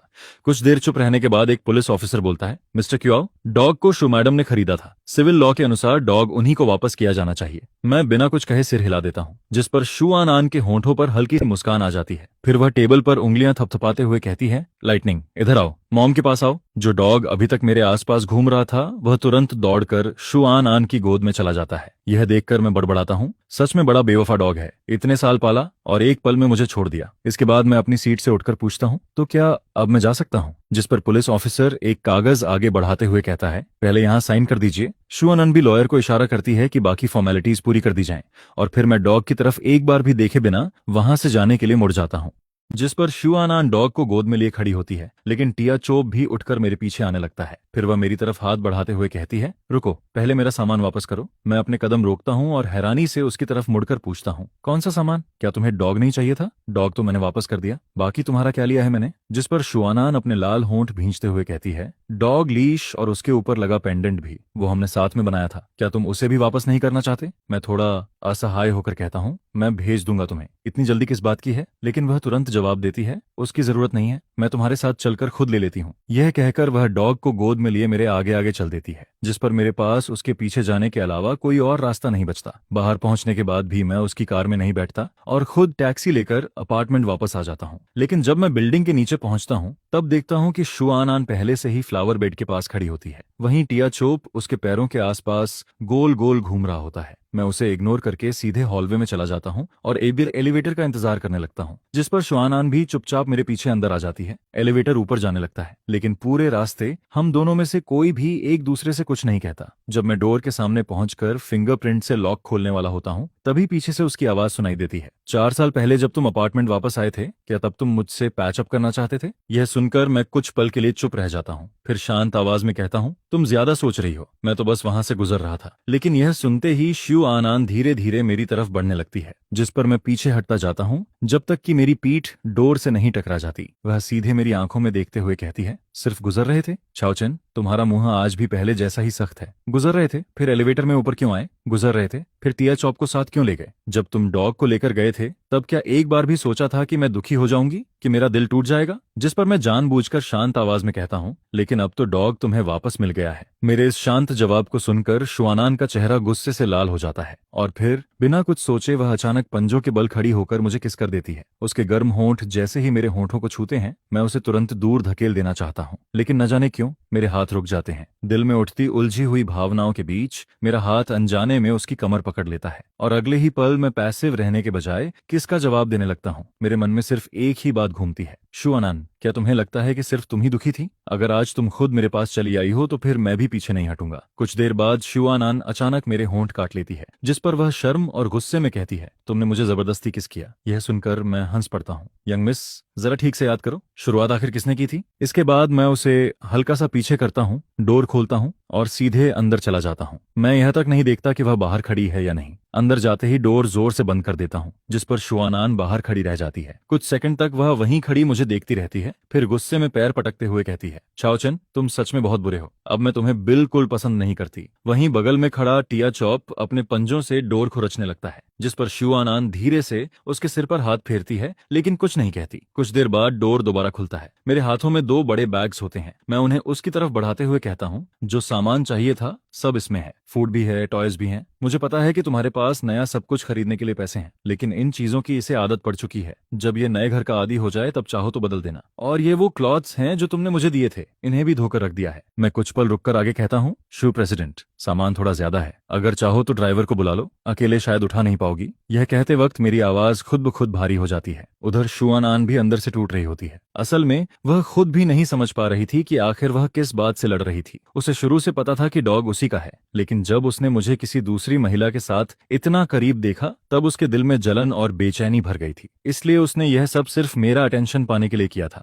लेकिन अब उसे लगने लगता है कि शायद उसने गलती कर दी। मैं उसकी तरफ देखते हुए कहता हूँ, सामान मिल गया ना, अब तुम जा सकती हो और आगे से मेरे घर मत आना। ये सुनकर जैसे ही मैं डोर बंद करने लगता हूँ, शुआनन अपना हाथ बीच में लगा देती है। उसकी आंखें लाल हो चुकी होती हैं। वह कांपती आवाज में पूछती है, छाओचन, क्या तुम्हें मेरे साथ इतना हिसाब बराबर करना जरूरी है? मैं ठंडी आवाज में जवाब देता हूँ, शुरुआत तुमने की थी। शुआनन, हमारी जो भी चीजें थीं सब मैंने लौटा दी हैं। अब मैं तुमसे रिक्वेस्ट करता हूँ कि तुरंत मेरे घर से चली जाओ। ये सुनकर उसकी आंखों से आंसू निकल आते हैं। छाओचन, मेरा वो मतलब नहीं था। पहले मेरी बात सुन लो। टिया चौप भी मैं वापस नहीं लेना चाहती। उसे तुम रख लो, ठीक है? लेकिन मैं बिना भाव बदले कहता हूँ, शुआनान, मेरे घर से दूर रहो। मैं तुम्हें अब और नहीं देखना चाहता। यह सुनते ही शू आन आन पूरी तरह टूट जाती है। वह सीधे डोर लॉक के पास जाती है और पुराना पासवर्ड डालने लगती है। एक पासवर्ड गलत, फिर दूसरा पासवर्ड गलत, फिर तीसरा भी गलत, लेकिन हर बार केवल एरर ही आता है, जिस पर उसका आखिरी सहारा भी टूट जाता है। वह नीचे बैठ जाती है, टिया चोप को सीने से लगाती है और रोने लगती है। इतने दिनों से जमा सारे गिले शिकवे और दर्द उसके आंसुओं के साथ बाहर निकलने लगते हैं। काफी देर बाद जब वह थोड़ा शांत होती है, तब लोगों को बुलाकर सामान उठवाती है और जाने लगती है। उधर मैं विंडो के पास खड़ा नीचे देख रहा होता हूँ। जब मैं उसे डॉग और सामान के साथ जाते हुए देख लेता हूँ, तभी वापस लिविंग रूम में लौटता हूँ। लेकिन उसी समय शू आन आन अचानक रुक जाती है। वह 8वीं मंजिल की विंडो की तरफ बहुत देर तक देखती रहती है। उधर मैं लिविंग रूम में डोर खोलता हूँ, देखता हूँ कि एक बैग अभी भी बाहर रखा होता है। मैं उसे अंदर उठाकर ले आता हूँ और डोर बंद कर देता हूँ। फिर थक कर सोफा पर बैठ जाता हूँ। कॉफी टेबल के नीचे वाले ड्रॉअर से एक लॉलीपॉप निकालता हूँ और मुंह में रख लेता हूँ, जिस पर उसकी मिठास धीरे धीरे पूरे मुंह में फैलने लगती है। उधर कार में बैठी शुआनन टिया चोप को गोद में लिए होती है। इतने दिनों बाद अपनी मॉम से मिलकर टिया चोप बहुत एक्साइटेड होता है। उसे बिल्कुल एहसास नहीं होता कि वह अपने डैड को खो चुका है, जिस पर शुआनन उसकी तरफ देखकर बड़बड़ाती है, इतना खुश क्यों हो रहा है? तुम्हारे डैड नाराज हो गए हैं? ये सब तुम्हारी वजह से हुआ है, फिर भी तुम इतने खुश हो? अगर टिया चोप बोल सकता तो शायद कहता, मैं तो बस एक हैंडसम और शांत डॉग हूँ, इसमें मेरी क्या गलती है? इसके बाद शुआनन फोन निकालकर क्वियो चेन को मैसेज भेजती है, ब्रोदर चेन, मुझसे गलती हो गई, प्लीज नाराज मत हो, मैं अभी टिया चोप को तुम्हारे डोर के बाहर छोड़कर चली जाऊंगी। लेकिन मैसेज भेजते ही स्क्रीन पर लाल रंग का एक्सक्लेमेशन मार्क दिखाई देता है, जिस पर शुआन आन पूरी तरह सन्न रह जाती है और अगले ही पल और ज्यादा गुस्सा हो जाती है। ठीक है, मैं उसकी एक्स गर्लफ्रेंड हूँ, लेकिन मैं उसकी बॉस भी तो हूँ। छाओचन, तुम्हारी हिम्मत तो आसमान छू रही है, तुमने अपनी बॉस को भी ब्लॉक कर दिया। गुस्से में वह टिया चॉप के गाल खींच देती है। फिर वह ऊपर पिन किए हुए वी चैट अकाउंट को खोलती है, जिसका निकनेम बेबी रखा हुआ होता है। Brother chain, I am sorry. लेकिन जैसे ही मैसेज भेजती है, वहां भी लाल एक्सक्लेमेशन मार्क दिखाई देता है, जिस पर शुआनन को ऐसा महसूस होता है जैसे उसका पूरा आसमान टूटकर गिर गया हो। उधर driver Xiao Song rear view mirror से यह सब देख रहा होता है। वह हैरानी से पूछ बैठता है, शू प्रेसिडेंट, ये डॉग तो ब्रदर चेन के मोमेंट्स में था ना, फिर ये आपके पास कैसे आ गया? कहीं आपने ब्रदर चेन का डॉग चुरा तो नहीं लिया? जिस पर शुआनन गुस्से से उसे घूरती है, चुप रहो, तुम इतना क्यों बोलते हो? बेचारा श्याओ सॉन्ग बिना वजह डांट खा जाता है। उधर शुआनन के मन में बार बार वही बातें घूम रही होती हैं। उसने मुझसे ब्रेकअप किया और एक एक्सप्लेनेशन तक नहीं दिया, फिर चुपके से अपार्टमेंट वापस आया, डॉग भी ले गया और अब किसी दूसरी औरत के साथ इतना करीब हो गया। क्या चेन, तुम सबसे ज्यादा नफरत करने लायक इंसान हो। मैं तुमसे सबसे ज्यादा नफरत करती हूँ, लेकिन उस नफरत के पीछे कितना प्यार छिपा था, शायद वह खुद भी नहीं समझ पा रही थी। वहीं मेरी तरफ पुलिस स्टेशन से टिया चोप को वापस करने और शुआनन को ब्लॉक करने के बाद घर अचानक बहुत खाली खाली लगने लगता है। अब न टिया चोप मेरे आसपास घूमता है और न कोई शरारत करता है। पूरा घर पहले से कहीं ज्यादा शांत हो चुका होता है। टिया चोप के जाने के बाद मैं लगातार कई रातों तक सो नहीं पाता था। फिर मंडे को मैं हमेशा की तरह ऑफिस पहुंचता हूँ, हाथ में वीकली स्केड्यूल रिपोर्ट लिए बिना किसी एक्सप्रेशन के प्रेसिडेंट ऑफिस में जाता हूँ। शू प्रेसिडेंट, यह इस हफ्ते का स्केड्यूल है, अगर और कोई काम नहीं है तो मैं बाहर जाऊँ? कुछ पल रुककर मैं आगे कहता हूँ, और हाँ, बाद में मुझे वीचैट से अनब्लॉक कर दीजिए। वर्क रिलेटेड बातों के लिए ग्रुप चैट ही काफी है, पर्सनल कांटेक्ट की कोई जरूरत नहीं है। जैसे ही मैं मुड़कर जाने लगता हूँ, पीछे से शुआनन की आवाज सुनाई देती है। टिया चॉप को हमने 4 साल तक साथ में पाला था, क्या तुम सच में उसे इतनी आसानी से छोड़ सकते हो? जिस पर मैं अपने कदम नहीं रोकता, लेकिन दिल में एक अजीब सी कसक उठती है। डॉग भले उसी ने खरीदा था, लेकिन पिछले 4 सालों से उसे खाना खिलाने वाला, उसका साथ निभाने वाला और उसकी देखभाल करने वाला मैं ही था। और 4 साल पहले जब मुझे मजबूर होकर उससे ब्रेकअप करना पड़ा था, उस दर्द की सच्चाई मैं आज तक उसे नहीं बता पाया था। अब उसने जबरदस्ती डॉग वापस ले लिया, वह भी ठीक था, लेकिन अब वही मुझसे पूछ रही थी कि क्या मैं उसे छोड़ सकता हूँ। यह सवाल सीधे मेरे दिल में चुभ गया। मैं बिना कुछ बोले ऑफिस से बाहर निकल जाता हूँ, जिस पर मैन ग्यूवेई मुझे देखते ही हाथ हिलाती है। डॉग चला गया ना, चलो मैं तुम्हें बाहर घुमाने ले चलती हूँ। लेकिन मैं सिर हिलाकर मना कर देता हूँ, नहीं मुझे घर छोड़ दो, और रास्ते में मेरे लिए एक ब्लैक क्रो खरीदने का ऑर्डर भी कर देना। इसी दौरान मेरी नजर सड़क के दूसरी तरफ खड़ी शुआनान पर पड़ती है। वह कार के अंदर बैठी होती है और लगातार हमारी तरफ देख रही होती है। समय ऐसे ही गुजरता है और देखते देखते फ्राइडे आ जाता है। उस दिन शुआनान मुझे फिर अपने ऑफिस में बुलाती है। हेडक्वार्टर्स में कुछ जरूरी काम है, मुझे एक हफ्ते के लिए वहां जाना होगा। ये मेरे घर का एड्रेस है। हर दिन ऑफिस के बाद जाकर टिया चोप को वॉक करवा देना। मेरे होंठ मना करना चाहते थे, लेकिन दिल के अंदर मैं टिया चोप को बहुत मिस कर रहा था। इन दिनों लगभग हर रात मुझे एक ही सपना आता था, 4 साल पहले का वही ब्रेकअप। उस दिन जब मैंने बेरहमी से शुआनान से कहा था कि मैं उससे प्यार नहीं करता, लेकिन सच्चाई कुछ और थी। मुझे शू मैडम और शेन हैंग ने मजबूर किया था। उन्होंने भी मेरे माता पिता का छोड़ा हुआ घर अपने कब्जे में ले लिया था। साथ ही शुआनान के फ्यूचर को भी थ्रेट की तरह इस्तेमाल किया था और मुझे मजबूर कर दिया था कि मैं खुद उससे दूर हो जाऊं। मेरे पास कोई दूसरा रास्ता नहीं था, मुझे मजबूरी में उनकी बात माननी पड़ी थी। इसी सोच में डूबा मैं अचानक वर्तमान में लौट आता हूँ। फिर गला साफ करके प्रोफेशनल टोन में कहता हूँ, जी एक्सयू प्रेसिडेंट, मैं अभी फ्लाइट टिकट बुक कर देता हूँ। उसके बाद मैं टिकट बुक करता हूँ और कंफर्म करता हूँ कि XUNN की फ्लाइट उड़ चुकी है। फिर मैं तुरंत टैक्सी लेकर विला एरिया की तरफ निकल जाता हूँ। जैसे ही बटलर वांग दरवाजा खोलता है, टिया चॉप बिजली की तरह मेरी तरफ दौड़ता है और मेरे पैरों के आसपास घूमने लगता है। यह देखकर बटलर वांग मुस्कुराता है। टिया चॉप को वापस लाने के बाद से यह कई दिनों तक उदास रहा है। आज पहली बार इसे इतना खुश देखा है, जिस पर मैं भी उसके सिर पर हाथ फेर देता हूँ। लगातार 5 दिनों तक मैं रोज समय पर विला आता हूँ और उसके साथ खेलता हूँ, और हर बार डिनर का टाइम भी हो जाता था, जिस पर बटरवांग मुझे रोक लेता था। इसलिए मैं अक्सर डिनर करके ही वापस घर लौटता था। फिर फ्राइडे नाइट को शुआनान अचानक वापस आ जाती है। मैं कुछ स्नैक्स लेकर विला पहुंचता हूँ। सोचता हूँ जल्दी से काम खत्म करके लौट जाऊंगा, लेकिन अंदर घुसते ही देखता हूँ कि शेन हैंग लिविंग रूम में बैठा होता है। उसका अंदाज ऐसा था जैसे वह इस घर का मालिक हो। मुझे देखते ही वह मुस्कुराकर कहता है, मिस्टर क्यो, आइए बैठकर थोड़ी बात करते हैं। आनन इन 4 सालों में,